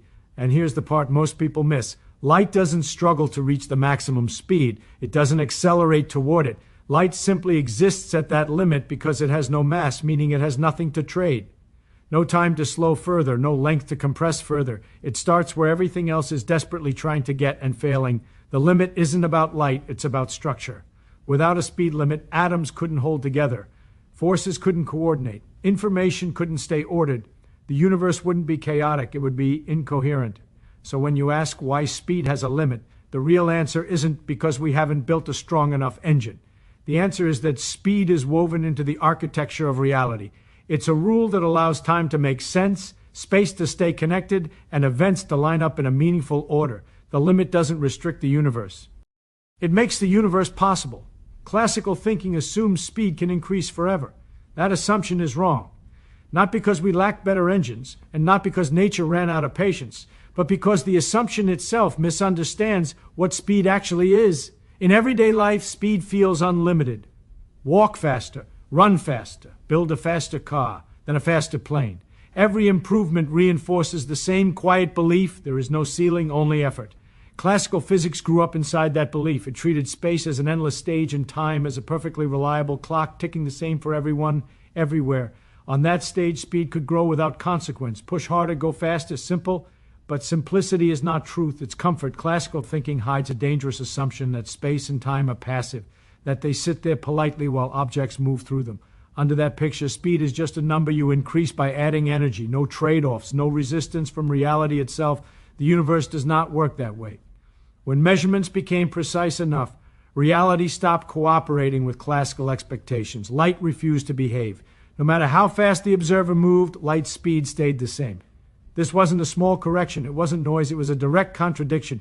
If speed were truly unlimited, light should have been easy to outrun or fall behind. It never was. At that moment, classical thinking had only two choices: accuse the experiments of lying or admit that its foundation was broken. The foundation was broken. The problem wasn't light. The problem was the assumption that time ticks the same for everyone and space means the same thing to everyone. Classical thinking treats time like a universal referee. But reality treats time like a negotiable quantity. Motion changes it. Speed doesn't just move you through space, it alters the rate at which you experience time itself. That's where the idea of unlimited speed collapses. As speed increases, time slows. Not metaphorically, not visually, physically, and space contracts in the direction of motion. Again, not as an illusion, but as a measurable fact. Classical thinking has no place to put these effects because it never imagined that space and time could push back. But they do. At low speeds, the pushback is gentle. You don't notice it. Classical physics works beautifully here, which is why it survives so long. It fails quietly. But failure doesn't announce itself with explosions. It hides until you go far enough. As you accelerate closer to the limit, the cost of speed changes dramatically. Energy no longer buys speed efficiently. Each increase demands more energy than the last. The curve steepens. Near the limit, it goes vertical. To reach the maximum allowed speed, you would need infinite energy. That's not a technological problem waiting to be solved. That's a logical dead end. Classical thinking assumes energy can always be converted into motion. Reality disagrees. At extreme speeds, energy stops turning into speed and starts turning into distorted time and compressed space. You're still paying, but you're no longer getting what you asked for. And even if you ignore energy entirely, unlimited speed creates a deeper problem: causality. Speed controls how quickly causes can influence effects. Remove the limit, and you remove order. Events can arrive before they happen. Signals can be received before they're sent. The universe loses its ability to distinguish before from after. That isn't exotic physics. It's incoherence. Classical thinking never worried about this because it assumed a universal clock keeping everything in line. Once that clock is gone, the danger becomes unavoidable. Unlimited speed doesn't just allow strange behavior, it destroys the concept of sequence itself. This is why the assumption fails so completely. It's not slightly wrong. It's catastrophically wrong. Speed cannot increase forever because the universe is not built on infinite permission. It is built on consistency. Space and time are not infinite resources you can spend freely. They are part of the transaction. Every attempt to move faster demands payment, and near the limit, the price becomes impossible to pay. The shocking realization is not that speed is limited, but that classical thinking ever believed otherwise. It confused familiarity with truth. It mistook everyday success for universal law. Once you see that mistake, you can't unsee it. Speed was never free, and the universe never promised it would be. Light is not fast because it's special. It's special because it defines reality's speed limit. That's not a metaphor, and it's not a poetic flourish. It is the skeleton of the universe exposed for anyone brave enough to look. We tend to imagine light as heroic, racing through space, breaking records, but the truth is almost the opposite. Light does nothing extraordinary. It does not try. It does not struggle. It does not exceed anything. Light simply exists at the boundary that reality itself imposes. Consider what it would mean if light were just fast, like a car on a highway. You could imagine building something faster, reaching it, overtaking it. That's classical thinking. That's intuition based on daily experience. But experiments refuse to support that intuition. No matter how fast an observer moves, the speed of light remains constant. Not roughly constant, exactly constant. The universe refuses negotiation. It sets a maximum, and light lives there naturally. It is not racing to a speed limit. It is the speed limit. This means the limit is not about light at all. It is about structure. Light defines how space and time interact. It is the ruler against which motion is measured. It is the standard of causality. The maximum speed is a law baked into reality, and light simply obeys it because it has nothing left to trade. Massless particles cannot slow down. They cannot accelerate. They cannot bend time to gain extra speed. Light exists at the edge because physics forbids it to do otherwise.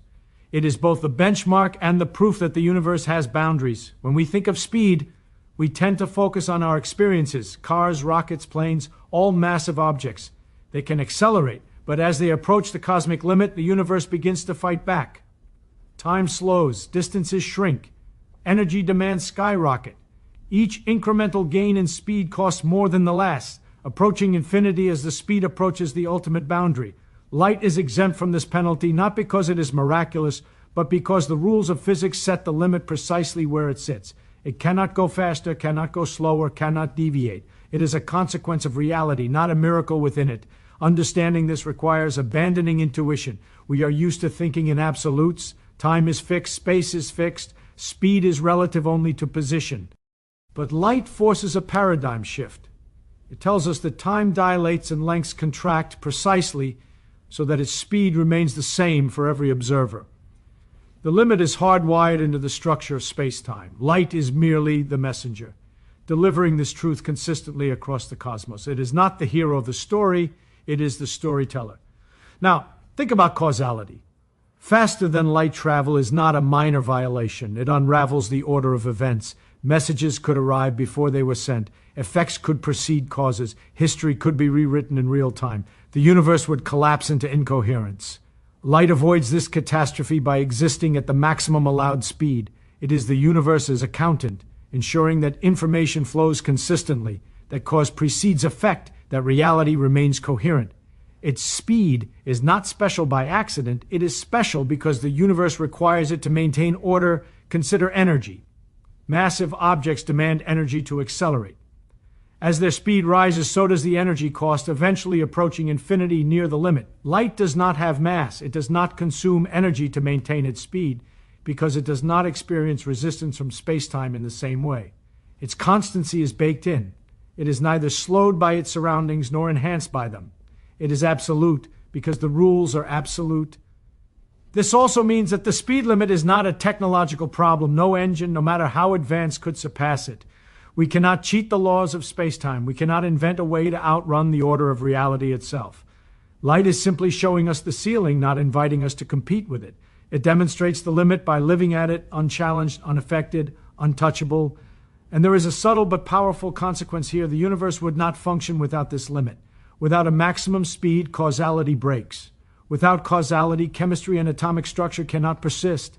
Without atomic structure, matter itself cannot exist reliably. Without stable matter, life cannot form and memory cannot function. The limit enforced by light is not restrictive, it is enabling. Light is special not because it is fast, but because it ensures that speed itself has a boundary. And without that boundary, reality collapses. Every photon we observe is a constant reminder the universe is not a playground where anything can be accelerated to infinity. The universe is a precise mathematical structure where speed, energy, space, and time are intertwined. Light is special not for being fast, but for being a constant, a law, a rule we cannot break. It defines the limit, and in doing so, it preserves everything we take for granted. Light's speed is not a privilege, it is a necessity. So when we watch light streak across the cosmos, we must stop thinking about it as a race. It is not competing. It is demonstrating the ultimate constraint of reality, a constraint that underpins causality, energy, and even our own existence. Light defines the speed limit because the speed limit is the framework of reality itself. Without it, nothing holds together, and light shows us why speed is never just a number. It is the thread from which reality is woven. Experiments force the speed limit. Philosophy did not invent it. That's a sentence that most people will read and shrug at, because we have been trained to believe that the laws of the universe are abstract ideas, floating in the realm of thought, waiting to be discovered by clever minds. But that is a lie. The speed limit is not a product of imagination. It is a product of reality pushing back, of nature refusing to bend to human intuition. It exists because measurements demand it, not because anyone dreamed it up. Think about how we used to imagine the world. Before precise experiments, the universe was thought to be infinite, obedient, and predictable. Galileo and Newton gave us a comforting picture: push harder, move faster, and the numbers obey. That picture is seductive because it works in everyday life. Throw a ball, it arcs. Ride a horse, it gallops. Speed seems unconstrained because we never reach the extremes. Classical thinking lets us pretend the universe is a simple stage where our toys can move as we wish. But experiments do not lie. Nature does not negotiate with belief.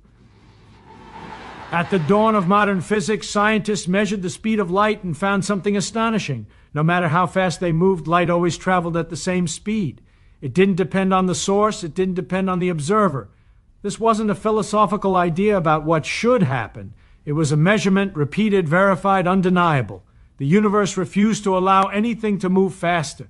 The speed limit existed before we could understand it, before we had words for it. Reality dictated the rule, and theory had to catch up. That is why philosophy cannot claim credit for the limit. Philosophical speculation can inspire, but it cannot enforce.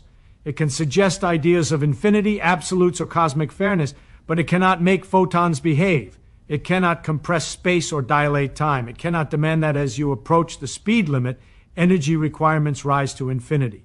Only experiments can show that. Only nature can decide. And the implications are staggering. Once you recognize that experiments, not thought experiments, force the limit, you realize that speed is not a variable we can manipulate at will. It is a constraint woven into the fabric of space-time.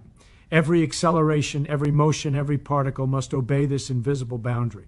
Physics does not allow us to cheat. Speed does not scale like a machine. It scales like the universe itself. The laws are not suggestions. They are the rules enforced by reality itself. Consider the consequences if experiments had been slightly different. If light could have been overtaken, if massive objects could reach the same speed, our world would be unrecognizable. Cause and effect would unravel. Time would lose meaning. Information could arrive before it was sent. Classical intuition would fail, not just in extreme cases, but at a fundamental level.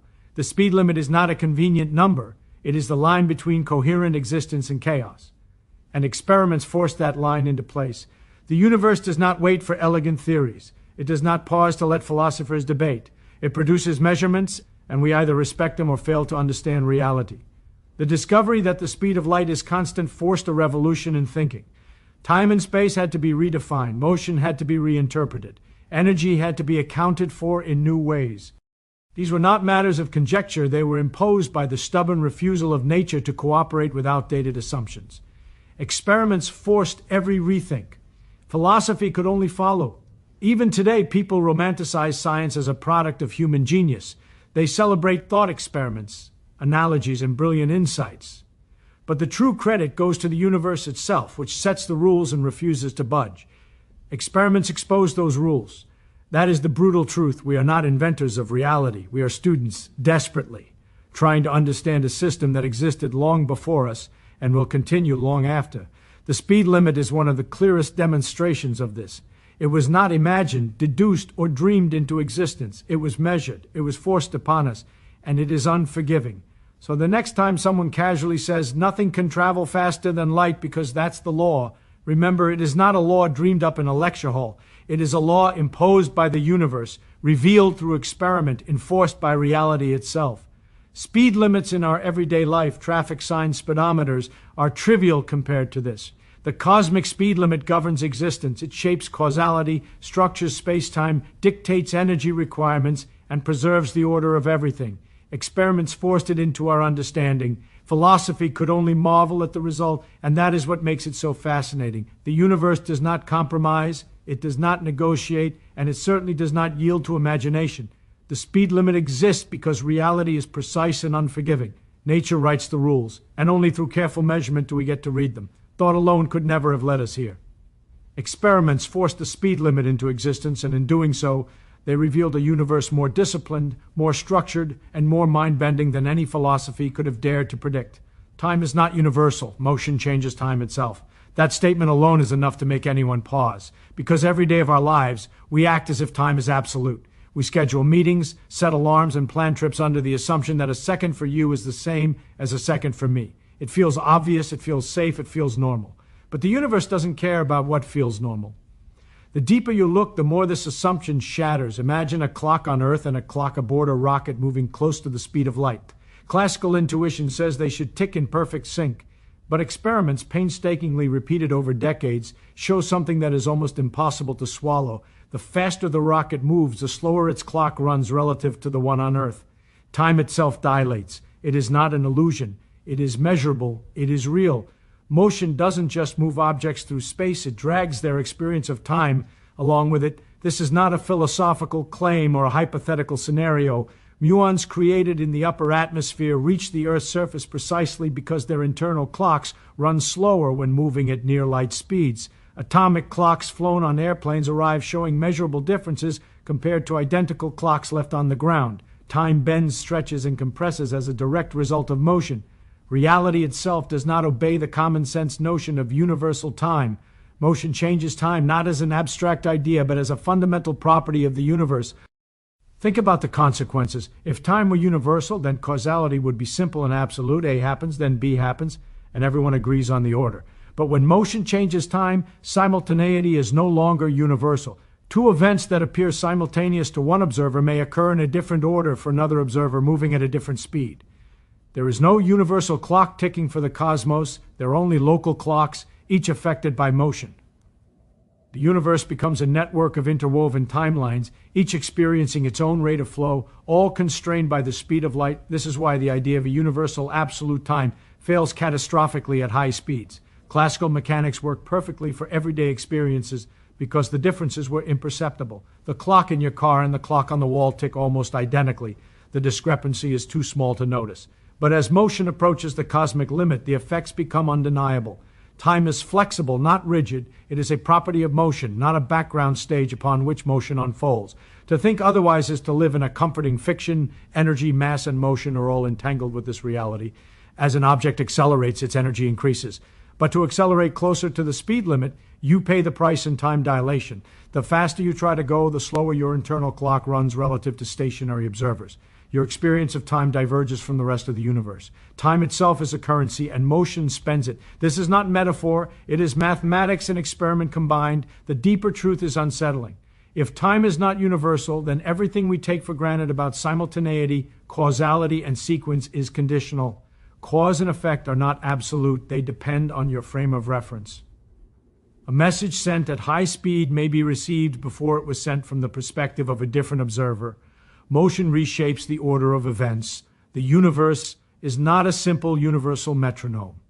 It is a dynamic relative system where time is molded by motion and constrained by the speed limit of reality.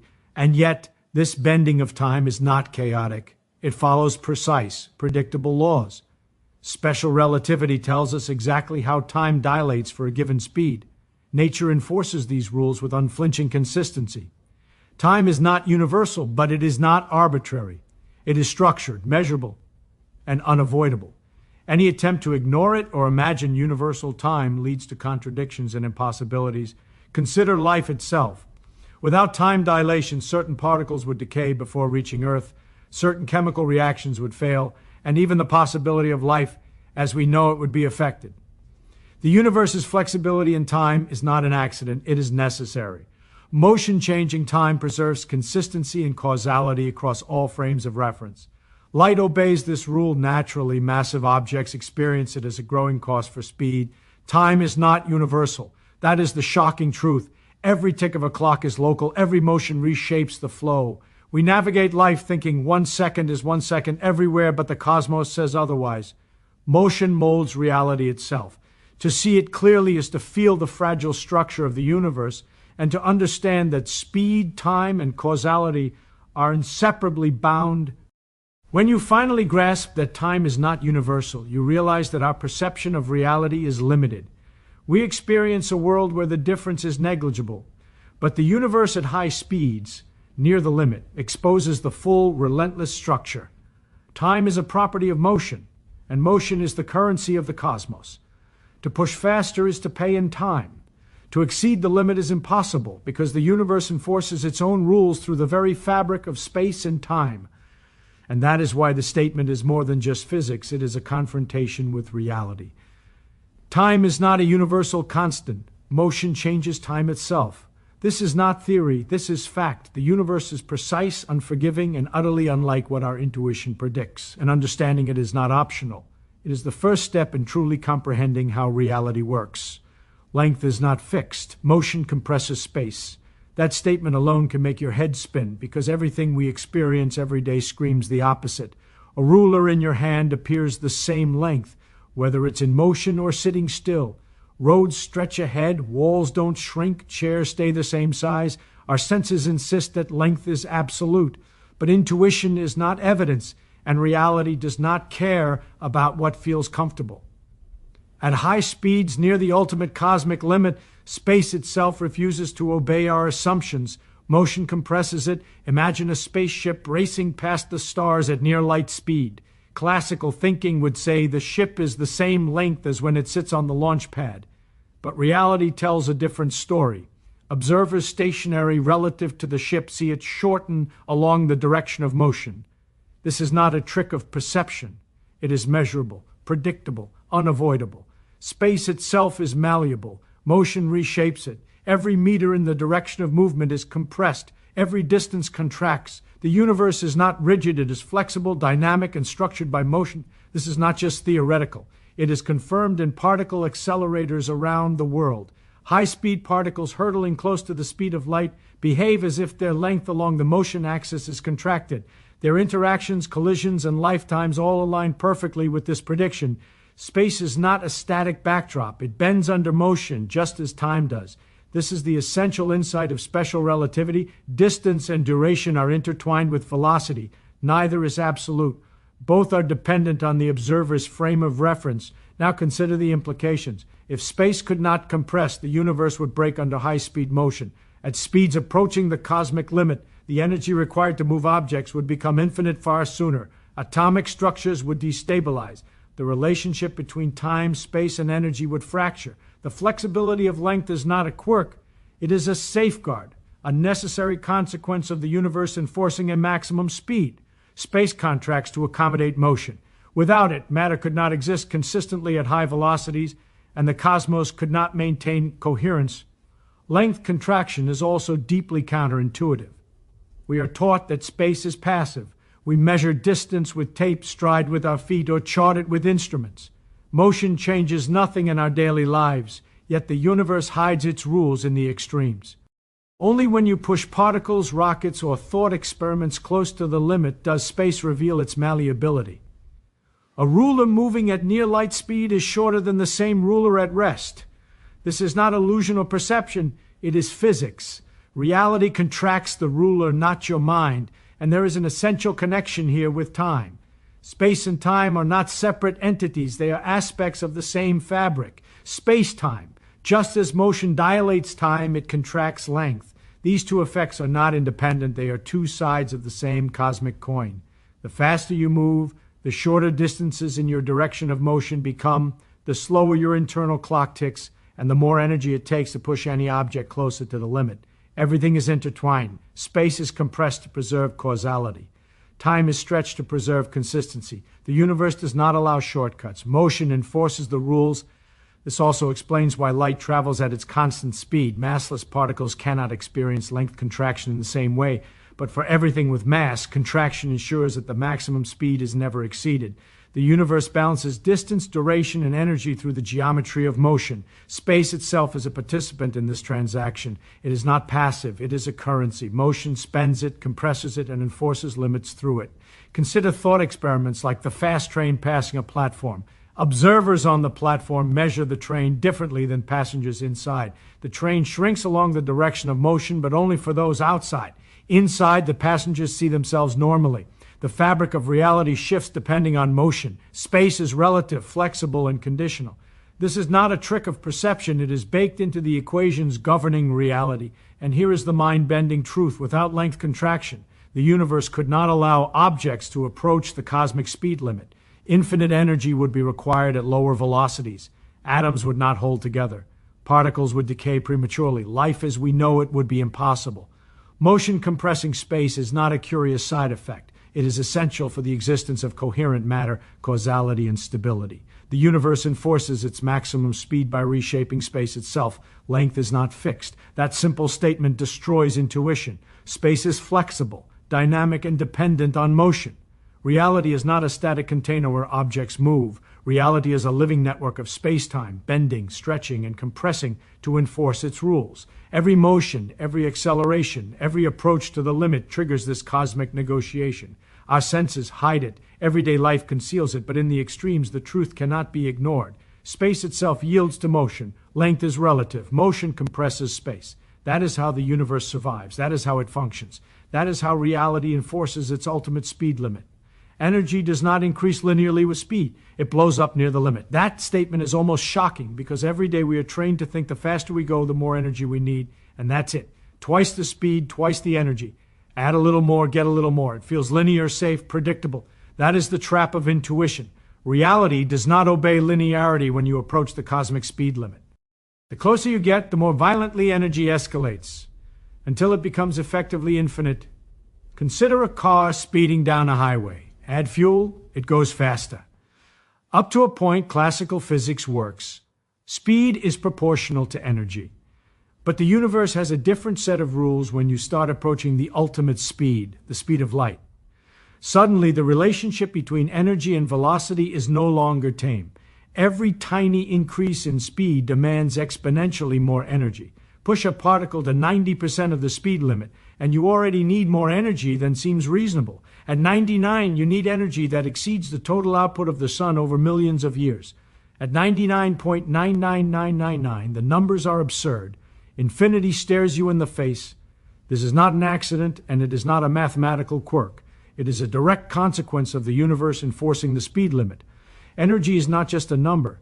It is the measure of how much the fabric of reality must be contorted to accommodate motion. Time stretches, space compresses, and energy skyrockets. The cosmos is saying you cannot go faster. I will make it impossible. Linear intuition fails because the universe will not allow you to ignore its fundamental limits. This effect is most visible in particle physics, where scientists accelerate particles close to the speed of light. At first, they behave as expected, but as velocity increases, energy does not increase linearly. The particles resist. The faster they go, the more stubbornly they require massive inputs of energy to make even a tiny gain in speed. It is as if the universe has an invisible barrier. The closer you approach, the harder it pushes back. No matter how powerful your accelerator, no matter how sophisticated your technology, you cannot break through. Energy blows up before you reach the limit. The reason is deeply entwined with mass and motion. As an object moves faster, its effective inertia grows. It becomes harder to accelerate. Mass and energy are not independent quantities. They are linked through motion and the geometry of space-time. Energy increases linearly only at low speeds because the distortions of space-time are negligible. Near the limit, space-time itself warps enough to make energy requirements explode. The universe enforces its rules through the very way motion and energy interact. This is where intuition fails spectacularly. We assume we can always add energy to go faster. Rockets, jets, bullets, planets, all of them suggest energy scales nicely with speed. But the cosmic scale refuses that pattern. The energy cost is nonlinear, catastrophic, infinite as we near the speed limit. It is a wall disguised as physics. You cannot scale your way through it. You can calculate endlessly, invest more, push harder, and the numbers refuse to obey. The universe does not negotiate. Energy blows up, velocity refuses to budge. Consider the thought experiment of a near light-speed rocket. As it accelerates, every additional push of energy yields less speed than the last. You are pouring fuel, effort, and energy into the ship, but the ship barely inches forward. Eventually, no amount of energy will make a difference. The rocket cannot reach the speed of light because to do so, you would need infinite energy. Infinite energy is not a resource. It is impossible. The universe enforces its cosmic limit through the unrelenting mathematics of energy, motion, and mass. This also has profound philosophical implications. Classical physics encourages the belief that effort can always overcome limits. You push harder, you succeed. The universe rewards work with motion. Relativity tells a different story. There are ultimate boundaries that cannot be crossed. The closer you approach the speed of light, the more reality itself conspires against you. Energy does not increase linearly. It escalates to the impossible. The rules of the cosmos are not suggestions, they are hard limits. Even light itself obeys the same principle. Massless particles avoid the infinite energy problem precisely because they have no mass to accelerate. They exist naturally at the speed limit. Everything else, everything with mass, is constrained. The blow-up of energy near the limit is what protects causality, maintains stability, and preserves the order of the universe. Without it, faster-than-light motion would shatter time, collapse space, and destroy cause-and-effect relationships. Energy exploding near the limit is not a bug. It is the mechanism through which the universe preserves itself. So when you say, "I'll just go faster if I add energy," the universe laughs silently. Motion is not free. It is expensive. Near the ultimate speed, the price is infinite. You cannot buy your way past the cosmic wall. Energy does not increase linearly. It blows up near the limit. And in that blow-up lies the reason why speed itself has a ceiling, why causality holds, why reality functions at all. This is the brutal truth of motion. The universe enforces its limits not through warnings, but through mathematics. Energy skyrockets, motion resists, and the speed limit remains unbroken. The cosmos is unforgiving, precise, and beautiful. Energy does not increase linearly with speed, it explodes. And in that explosion, the universe whispers its rules. You can measure them, calculate them, marvel at them, but you cannot override them. Reality always wins. Infinite energy is not physically available. That alone kills infinite speed. It sounds simple, but it is far more devastating to intuition than most people realize. We tend to imagine the universe as a place where, given enough effort, any barrier can be overcome. Too slow, add more energy. Too heavy, push harder. Infinite speed? Surely if we throw enough fuel at the problem, we can get there. Reality, however, does not negotiate with imagination. It has hard limits. Infinite energy does not exist. Therefore, infinite speed cannot exist. Case closed. Think about acceleration. The faster you go, the more energy it takes to increase your speed further. At ordinary speeds, the relationship looks linear. Double the energy, roughly double the speed. It feels safe, predictable, intuitive. This is why classical mechanics seduces us. It works perfectly in our everyday lives. But as we approach the ultimate cosmic limit, the speed of light, the rules shift dramatically. Each incremental gain in speed demands more energy than the last. And then, near the limit, the required energy skyrockets toward infinity, no matter how sophisticated your engines, no matter how advanced your technology, the universe simply refuses to supply what you would need. The implication is simple and merciless. The ceiling on speed is dictated not by imagination, not by technology, not by philosophy. It is dictated by the resources of reality itself. Energy is the currency of motion, and the universe refuses to mint infinite currency. You cannot pay the cost to exceed the cosmic speed limit. The law is enforced not by a lawmaker, but by the unyielding structure of space-time and energy. Infinite speed is not just improbable, it is impossible. This connects directly to mass. Massive objects cannot reach the speed of light because accelerating them requires energy proportional to how close they are to that limit. As speed approaches the boundary, effective mass increases. Push a particle to 90% of the speed limit, and it demands vastly more energy for a small increase. Push it to 99%, and the numbers become absurd. To reach the limit, infinite energy is required. Infinite energy does not exist. The universe stops you. This is not theoretical hand-waving. It is measured and confirmed in particle accelerators. Every experiment agrees the limit is enforced. Even massless particles like photons obey the broader principle. They travel at the speed limit naturally, without requiring energy to accelerate. They occupy the cosmic boundary because the structure of reality has no room for anything to exceed them. The fact that energy required for massive objects explodes near the limit is the universe's way of preserving causality, stability, and coherence. Speed cannot be unlimited because the resources to sustain unlimited speed do not exist. That alone kills any hope of infinite velocity. The philosophical lesson is staggering. Classical thinking assumes effort can always overcome limitation. Modern physics reveals that reality sets constraints that are absolute. Infinite energy is a concept, not a possibility. It is a mathematical infinity, not a physical resource. Because it does not exist, infinite speed is not a question of engineering or ingenuity. It is forbidden by the very fabric of existence. The universe has boundaries, and they are not optional. They are mandatory. Consider thought experiments. A rocket accelerating indefinitely, a particle pushed toward light speed. The mathematics screams one thing: as the limit is approached, energy requirements explode. Try to continue accelerating, and you encounter a wall not of friction, not of air resistance, not of mechanics, but of fundamental physics. You cannot give the system what it demands. Infinite speed fails because reality will not provide infinite energy. That is all that is required to enforce the limit. No magical technology, no future discovery, no clever trick can circumvent it. The insight here is deceptively simple. People often marvel at relativity and the cosmic speed limit and think of it as abstract or philosophical. But the enforcement mechanism is brutally concrete. Energy, time, mass, and motion are all interlinked. Attempting infinite speed is like asking a car to exceed the structural strength of its metal frame by sheer willpower. Reality does not negotiate. Infinite energy is not available, and that is sufficient to make infinite speed physically impossible. The ceiling exists because physics ensures it, not because we have yet to figure out how to surpass it. So when you contemplate speed, think carefully. It is not merely how fast you move. It is an interplay between energy, mass, space-time, and the ultimate limit of physical resources. Infinite energy does not exist. Infinite speed cannot exist. This is not speculation. It is enforced by the structure of reality itself. The universe has a maximum velocity. Nature has a boundary, and infinite speed is forbidden. Understanding this is not optional. It is essential to grasp how the cosmos functions. Infinite energy is not physically available, and that alone kills infinite speed. No imagination, no technology, no clever workaround can change this. Reality enforces its own rules. The universe is precise, unforgiving, and beautiful. It will not be bent by desire or conjecture. The speed limit is real because infinite energy is impossible. That is the final, brutal, undeniable truth. The speed limit is not about technology, it's about causality. That simple statement overturns a lifetime of intuition.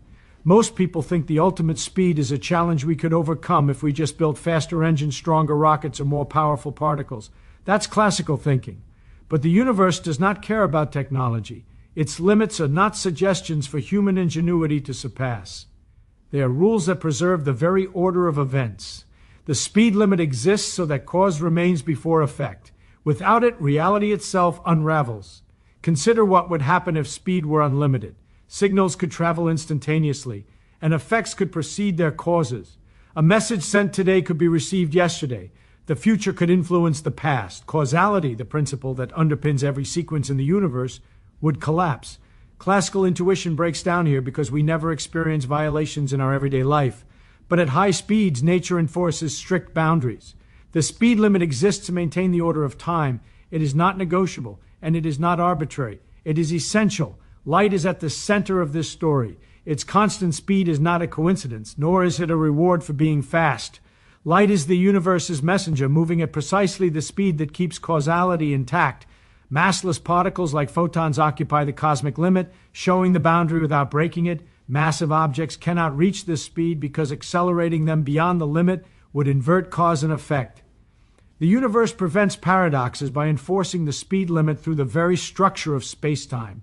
Technology has no say. You cannot engineer your way past the rules of reality.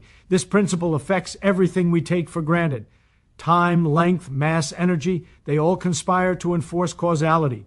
As you accelerate closer to the speed limit, time dilates. Your clock slows relative to a stationary observer. Distances contract in the direction of motion. Energy skyrockets. These effects are not obstacles to technology. They are nature's way of preserving order. Every attempt to push faster is resisted by the fabric of space-time itself. The universe does not negotiate, it enforces. Causality is non-negotiable. Think about high-energy particles. As they approach light speed, even small increments in velocity demand enormous energy. Time stretches, length shrink, and mass effectively grows. Every factor conspires to prevent violations of causality. The speed limit is baked into the equations that govern energy and motion. It is not a technological problem waiting to be solved. It is the universe saying clearly and repeatedly, you cannot exceed this boundary or reality breaks. Even the notion of instantaneous travel reveals why the speed limit is about causality, not speed. Imagine sending a signal faster than light. Observers moving relative to you could perceive the signal arriving before it was sent. Cause would no longer precede effect. History could be rewritten in real time. The universe cannot allow this. The speed limit is not a matter of engineering. It is the foundation that keeps reality coherent. Any technology that might attempt to surpass it would confront logical impossibility, not material insufficiency. The implications are staggering. We are used to thinking of motion and energy as continuous and unlimited, but the speed limit is discrete in a sense. It is a hard boundary that cannot be crossed without violating the logical structure of the universe. Time and space adjust to ensure the boundary is respected. Energy requirements blow up. Mass resists acceleration. Length contracts. Time dilates. Every part of reality conspires to preserve the causal chain. Technology can push boundaries, but it cannot override the structure of existence. In this light, the speed limit is almost philosophical in its importance. It is not a constraint to lament. It is the condition for order. Without it, the universe could not function. Chemistry would fail, atomic structure would collapse, information could not propagate reliably. Causality is not an abstract idea. It is the rule that allows everything else to exist. The speed limit enforces it, and that enforcement is encoded in the way space-time and energy interact. So when people marvel at light-speed travel or wonder if future technology could beat the limit, the critical insight is this. The speed limit is not about hardware. It is about the continuity of cause and effect. It is about preserving the chronological sequence that makes physics, chemistry, biology, and life itself coherent. Infinite speed would break reality. The limit exists to protect the logical framework of the universe. Technology cannot touch it. It enforces causality, plain and simple. The speed limit is not about technology. It is about causality. That is why it is absolute, unavoidable, and fundamental. All the energy, ingenuity, and ambition in the universe cannot circumvent it. The universe is not negotiable. Motion, mass, time, space, and energy conspire to protect order. The speed limit is reality's guarantee that cause precedes effect. It is the firewall that separates possible worlds from impossible ones. Understanding this is not optional. It is the key to grasping the structure of the cosmos itself. Faster than light breaks cause and effect. Reality refuses that bargain. That simple statement is more than counterintuitive. It is outright shocking. We live in a world where cause always precedes effect. You flip a switch, the light turns on. You press a key, the letter appears. These are the building blocks of experience, the foundation of reality itself. But as soon as we consider exceeding the speed of light, that foundation crumbles. Events that should follow now proceed. Actions could occur after their consequences. Reality cannot tolerate such contradictions, and it enforces the speed limit to prevent them. Imagine sending a signal faster than light. To one observer, it travels forward in time. To another moving at high speed, it could arrive before a descent. Suddenly, cause is no longer guaranteed to precede effect. Past and future become scrambled. History could theoretically be rewritten in real time. The universe cannot operate under these conditions. Physics, chemistry, biology, even memory and thought rely on a consistent temporal order. Faster than light motion would shatter that order. The speed limit is not about convenience, it is about survival of logic itself. This is why the limit is not negotiable. It is not a suggestion for engineers to ignore. No amount of technology could circumvent this boundary. The universe enforces it, encoded in the very geometry of space-time. Every equation, every particle, every interaction conspires to prevent violations. Time dilates, lengths contract, energy skyrockets as you approach the limit. Motion itself bends to ensure that causality remains intact. The speed of light is not a ceiling to be broken, it is the structural spine of reality. Faster than light motion would snap that spine. Consider thought experiments in relativity. Two observers moving at different velocities will disagree about simultaneity. Events that appear simultaneous to one may occur in a different order to the other. Now imagine sending information faster than light. Observers in different frames could see effects preceding causes. Logical contradictions arise instantly. Paradoxes are not abstract. They are enforced by mathematics and confirmed by experiment. Reality refuses to allow them.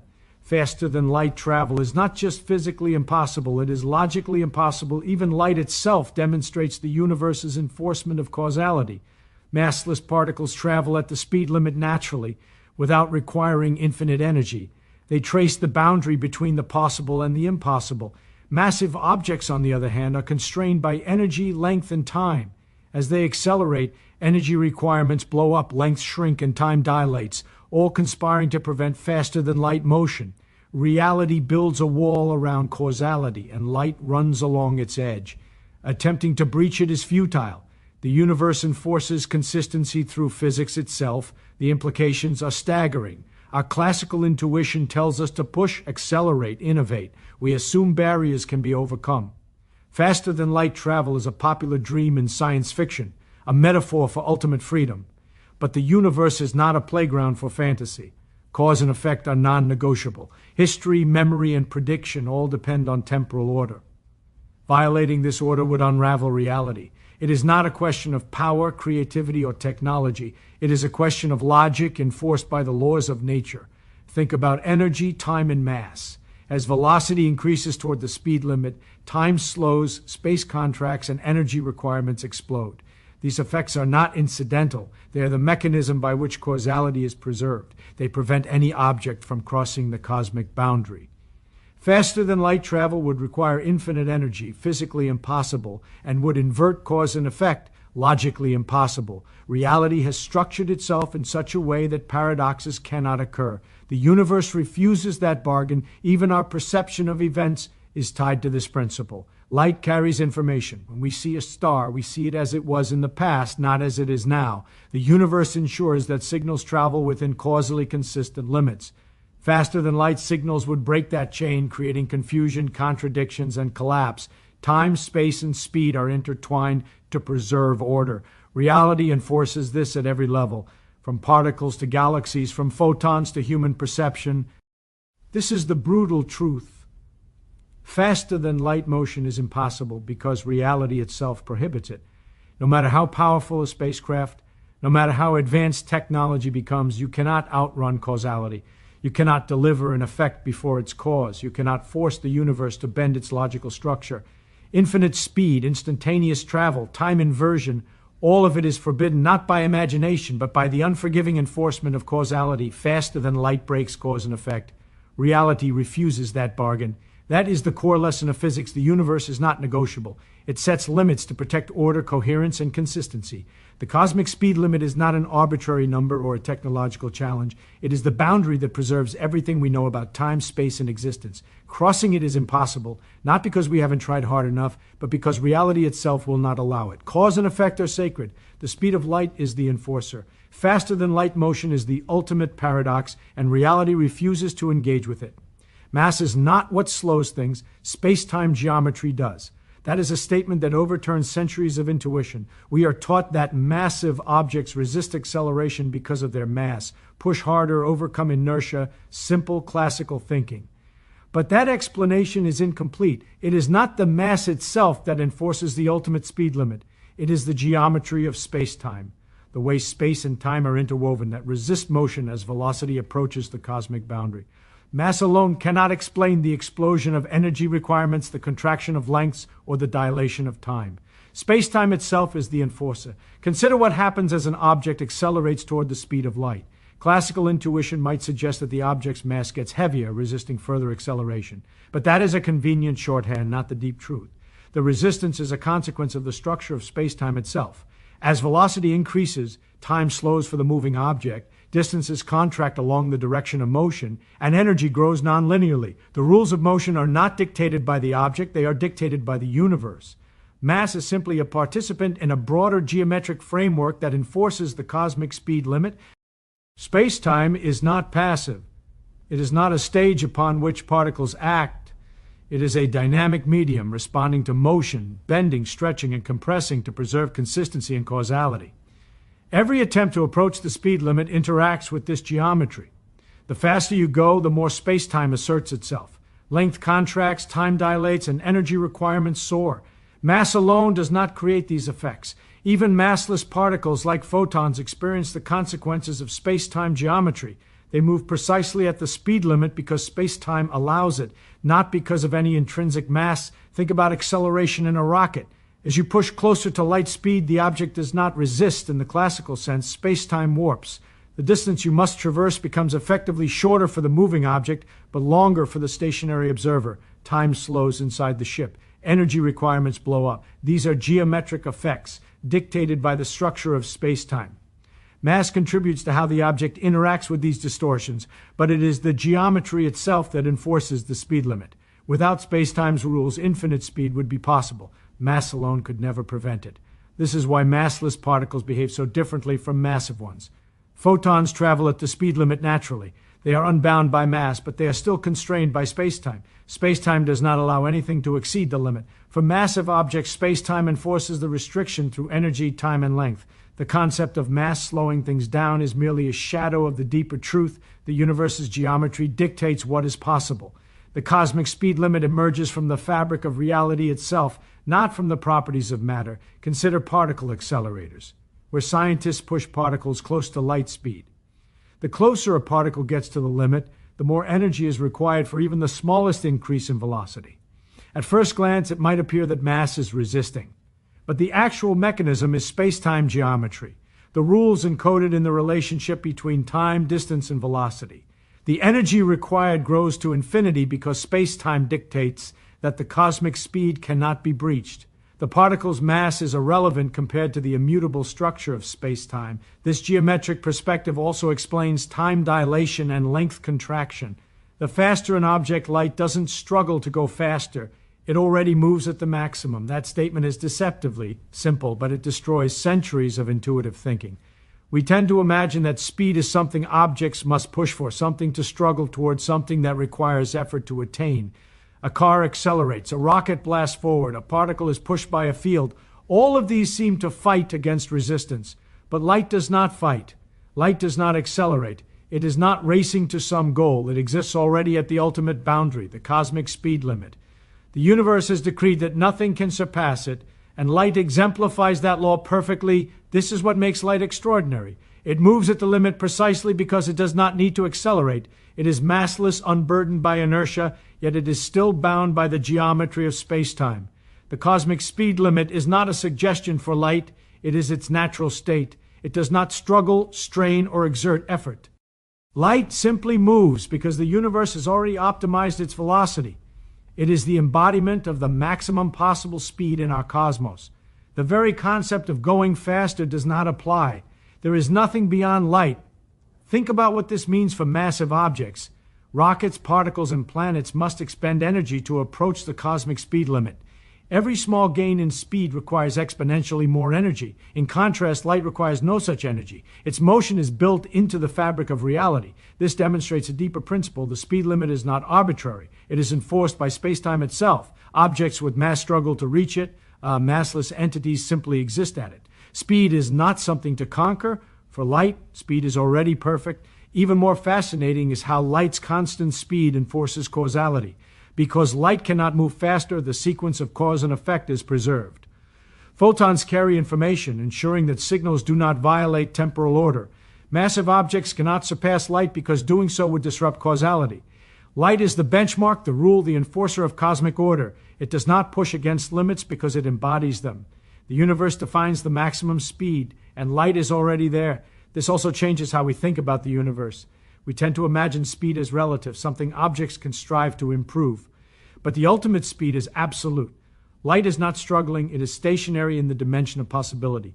It moves at maximum speed, not because it overcomes anything, but because the universe has preassigned it that velocity. It demonstrates the boundary, and it shows the rules in action. Everything else, mass, acceleration, energy, is measured against it. The limit exists independently of any object trying to break it. Consider what happens if we try to push massive objects beyond light speed. Energy requirements blow up to infinity, time dilates, space contracts, motion becomes impossible. Light, by contrast, effortlessly maintains the maximum speed. It is a natural consequence of being massless and being embedded in the geometry of space-time. There is no struggle, no paradox, no resistance. It moves exactly as the universe allows, perfectly balanced at the edge of possibility. Even thought experiments highlight the principle. Imagine a photon racing alongside a hypothetical faster-than-light particle. The photon does not care, it simply moves at the maximum. A massive object attempting the same feat encounters infinite energy requirements and paradoxes of causality. Light's motion is the yardstick. Faster motion is impossible because the rules of space-time enforce consistency. Light's constant speed is not a challenge met, it is a law obeyed effortlessly. Philosophically, this is humbling. We are accustomed to believing that limits can be overcome with effort. Rockets, engines, technology all suggest that more energy means more speed. But the universe is not negotiable. Light moves at the maximum because that is the only speed consistent with the structure of space-time. It does not push, it does not fight, it does not accelerate. Its velocity is intrinsic, baked into the geometry of the cosmos. Nothing can exceed it, nothing can challenge it. So when we marvel at light speed travel, we are not witnessing a struggle, we are witnessing perfection. Light does not strain to move faster because it is already at the maximum. It is the ultimate reference for motion, the cosmic standard, and the enforcer of causality.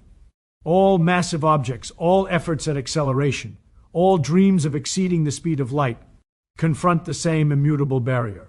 Light is the proof that the universe's speed limit is absolute, unyielding, and complete. Light doesn't struggle to go faster, it already moves at the maximum. That simple statement contains one of the most profound truths about the cosmos. It is not just a statement about photons. It is a statement about the nature of motion, the enforcement of the speed limit, the preservation of causality, and the geometric structure of reality itself. Light exists at the edge of possibility, effortlessly, perfectly, eternally. The universe sets the limit, and light obeys without resistance. It is the ultimate expression of cosmic law. The universe protects information order by enforcing the limit. At first, that may sound abstract, but it is one of the most concrete truths about reality. Every interaction, every particle, every signal carries information. When you press a button, a message is sent, electrons move, photons reflect. That chain of events is a flow of information. If information were allowed to propagate faster than the cosmic speed limit, the sequence of events could scramble, effects could appear before causes, messages could arrive before they were sent. Chaos would replace order. The speed limit exists not for convenience or technological reason, it exists to preserve the integrity of information itself. Think about light again. It is not just a fast particle, it is a carrier of information. Photons transmit signals, relay events across space, and maintain the chronological order of reality. If light could move faster, or if anything could surpass its speed, this chain would break. Observers moving relative to one another could see different sequences of events. A superluminal signal could arrive in the past, disrupting causality. Past, present, and future would no longer have a consistent order. The universe enforces the speed limit to prevent exactly that, to keep the flow of information coherent and predictable. The enforcement mechanism is subtle but unavoidable. As objects approach the ultimate speed, time dilates, lengths contract, and energy requirements explode. These are not quirks of math, they are the universe's way of maintaining order. By making it increasingly difficult to approach the speed limit, the cosmos ensures that information cannot propagate faster than allowed. Causality is preserved. Data, messages, and cause-effect chains remain intact. The limit is not a wall we could overcome with technology, it is the backbone of logical consistency in the universe. Consider the consequences of violating this principle. A faster-than-light signal could, in theory, allow information to influence the past. A warning message sent to prevent an accident could arrive before the cause of the accident even exists. Paradoxes would arise instantly. Information order would be destroyed, and with it, the universe's coherence. This is not speculation. It is a direct consequence of the geometry of space-time. The speed limit is enforced precisely to prevent these violations. It is the universe's way of protecting the sequence and integrity of events. Even for massive objects, the enforcement is clear. Energy blows up near the limit. Mass resists acceleration in ways that cannot be overcome. Space-time reshapes itself. Every attempt to exceed the speed limit fails, not because of technology or engineering, but because the universe will not allow information to travel inconsistently. Every particle, every photon, every event obeys this rule, ensuring that reality does not fracture. The cosmic speed limit is, at its core, a rule about the protection of information order. This principle also illuminates why time and space behave so strangely at high speeds. Time dilation and length contraction are not arbitrary oddities, they are safeguards. By slowing clocks and compressing lengths for objects in motion, space-time ensures that information is transmitted in a way that preserves the chronological sequence. Without these adjustments, signals could arrive out of order and information would become unreliable. The speed limit is embedded in the fabric of space-time precisely to enforce this protection. Even light moving at the maximum speed demonstrates this principle perfectly. Photons transmit information across vast distances without violating causality. Their motion is a template for what is possible and what is forbidden. Everything else, every massive object, every particle, is constrained to move slower so that the flow of information remains consistent. The speed limit is not arbitrary. It is a law that protects the universe from the chaos of scrambled events. From a philosophical perspective, this is humbling. We tend to think of motion, speed, and energy as negotiable quantities. With enough effort, we assume we can accelerate, surpass limits, or cheat the rules. But the universe is precise. Information cannot be corrupted. Events cannot be scrambled. The speed limit exists to preserve the sequence of reality itself. The cosmos enforces this rigorously, mathematically, and universally. Infinite speed is impossible not because it is inconvenient, but because it would destroy the structure of existence. So every time we measure light speed travel or consider near light speed particles, remember this. The universe is not merely regulating speed. It is protecting the order of information. Every photon, every particle, every interaction obeys the rules so that the sequence of cause and effect remains intact. Energy, space-time, mass, and velocity all conspire to enforce the limit. The cosmos is like a meticulous accountant, ensuring that no message, no signal, no event ever violates the ledger of reality. The universe protects information order by enforcing the limit. That simple, elegant truth underlies the structure of everything we know. It explains why light is constant, why causality is preserved, why faster than light travel is impossible. It is the reason energy blows up near the limit, why space-time warps, why length contracts and time dilates. Reality is not negotiable. Information order is sacred, and the speed limit is its guardian. The limit is not arbitrary, it's mathematically unavoidable. That statement shatters intuition because we tend to imagine that the universe could be otherwise, that the cosmic speed limit is a convention, a suggestion, or a technological hurdle to overcome. It is not. It is the inevitable consequence of the geometry of space-time, of the interplay between energy, mass, and velocity. Every equation that governs the cosmos, from relativity to particle physics, leads to the same conclusion. There is a maximum speed, and it cannot be broken. There is no wiggle room, no loophole, no clever trick that will bypass the mathematics of reality. Think of it this way. The speed limit emerges from the fundamental structure of space and time. When you accelerate an object, its energy increases. At low speeds, that energy scales almost linearly.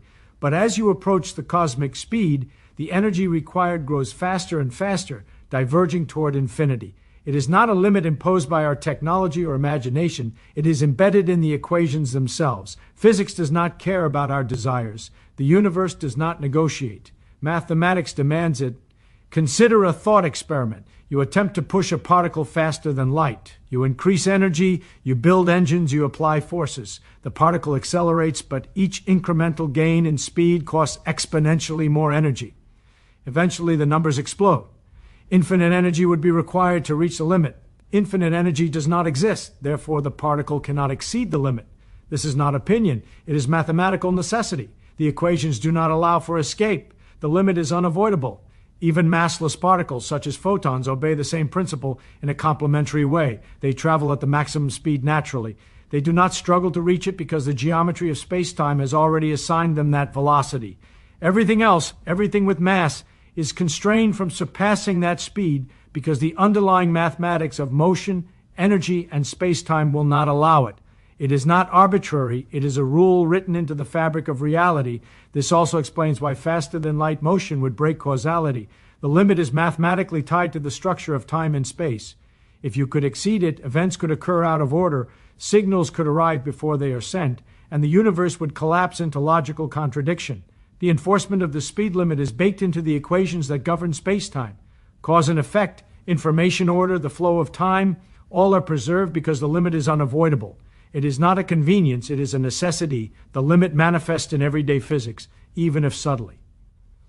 As velocities approach the cosmic maximum, time dilates, lengths contract, and energy grows nonlinearly. These effects are not arbitrary quirks, they are the direct consequences of the mathematical structure of space-time. The universe could not allow a faster speed without breaking its own logic. Energy, mass, motion, and space-time are interlocked in a precise, unyielding pattern.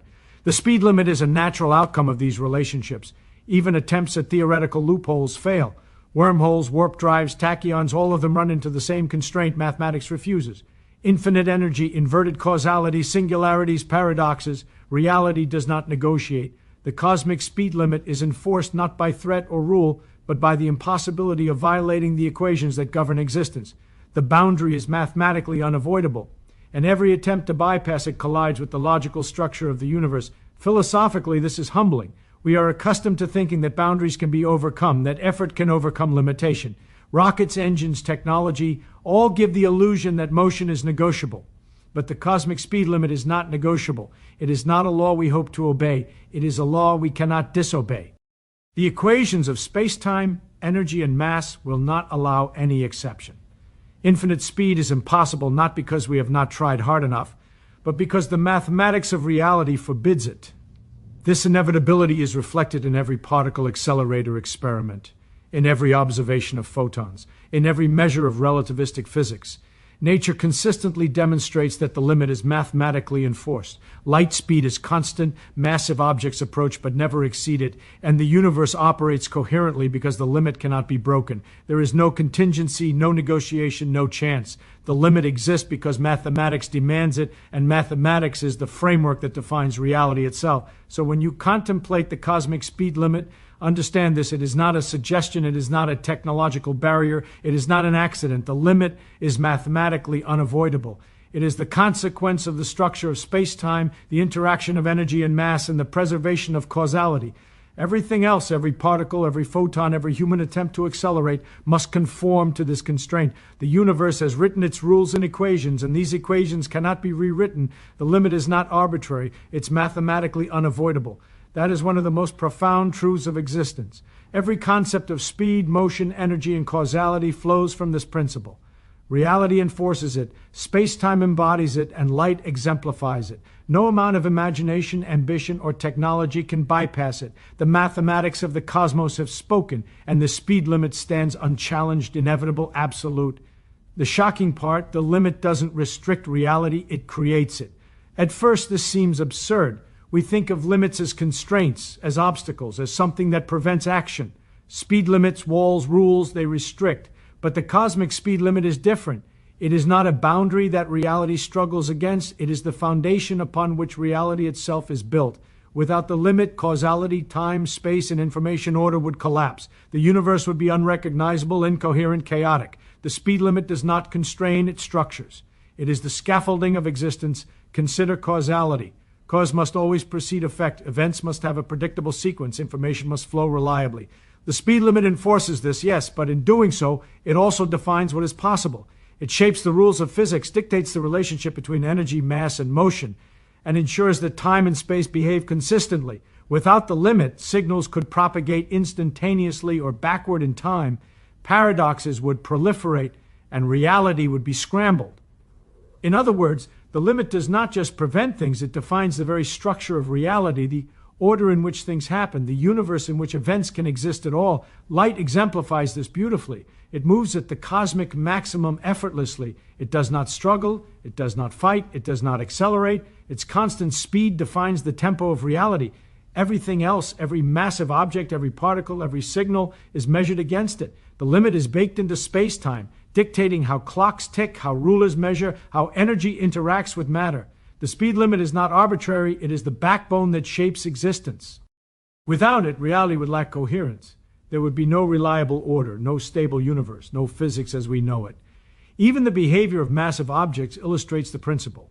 As velocity increases toward the speed limit, energy requirements skyrocket, time slows, and space contracts. At first glance, this seems like a restriction, but in reality, these effects are nature's way of preserving coherence, of ensuring that the universe remains consistent. They are not constraints imposed by accident. They are structural consequences of the limit. The cosmic speed ceiling is what allows events to unfold logically, allowing matter and energy to interact without collapsing the chain of cause and effect. In that sense, the limit creates reality by defining what is possible and what is forbidden. The mathematics of relativity makes this even clearer. Energy, momentum, mass, and space-time are interlocked in precise relationships. The limit is a natural result of these equations, not an arbitrary choice. It is unavoidable. It is a rule that cannot be broken. And yet, rather than merely restricting motion, it ensures the universe functions consistently. It preserves information order, enforces causality, and defines the rhythm of time. By imposing a maximum speed, reality gains structure. The limit does not diminish possibilities, it makes reality coherent. Consider what would happen without the limit. Faster than light motion, instantaneous communication, effects preceding causes, chaos. The universe would become meaningless. Signals would conflict, histories would contradict, logic would unravel. The cosmic speed limit prevents that. It is not a cage, it is the architecture that allows existence itself. Reality is possible because of the limit, not despite it. Without it, the universe could not exist as a consistent, predictable, knowable system. The limit is not a hindrance. It is the precondition for reality. Even information flow demonstrates this. Photons moving at light speed carry signals reliably. Massive particles approach but never exceed that speed. Energy, time, and space adjust in response to motion to preserve order. The universe is not merely preventing chaos, it is creating the conditions in which cause and effect, energy, motion, and measurement are meaningful. Every particle, every photon, every event exists in a framework defined by the limit. Without it, the sequence of events would be meaningless, and reality as we experience it could not exist. Philosophically, this is stunning. Limits are often seen as constraints, as obstacles to overcome. But the ultimate cosmic limit is different. It does not constrain, it enables. It is not the enemy of reality, but its architect. It defines the possible, preserves the logical, and structures the universe itself. Every speed, every motion, every interaction is shaped by the limit. By enforcing a maximum velocity, the universe maintains coherence, preserves causality, and allows reality to exist in an ordered, comprehensible form. So when we marvel at the speed of light, at near light travel, or at the cosmic speed limit itself, remember this: the limit is not a punishment or a boundary imposed upon reality. It is the foundation upon which reality rests. Without it, nothing would make sense.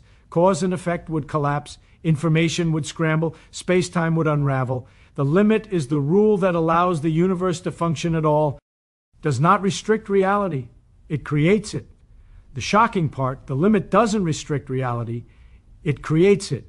That single truth reframes everything we know about motion, energy, causality, and existence. It is the principle that underlies light's speed, the resistance of mass, the dilation of time, the contraction of space, and the flow of information. Reality is possible because the limit exists. The universe obeys it, shapes itself around it, and ensures that existence is coherent. The cosmic speed limit is not a ceiling, it is the very architecture of reality itself.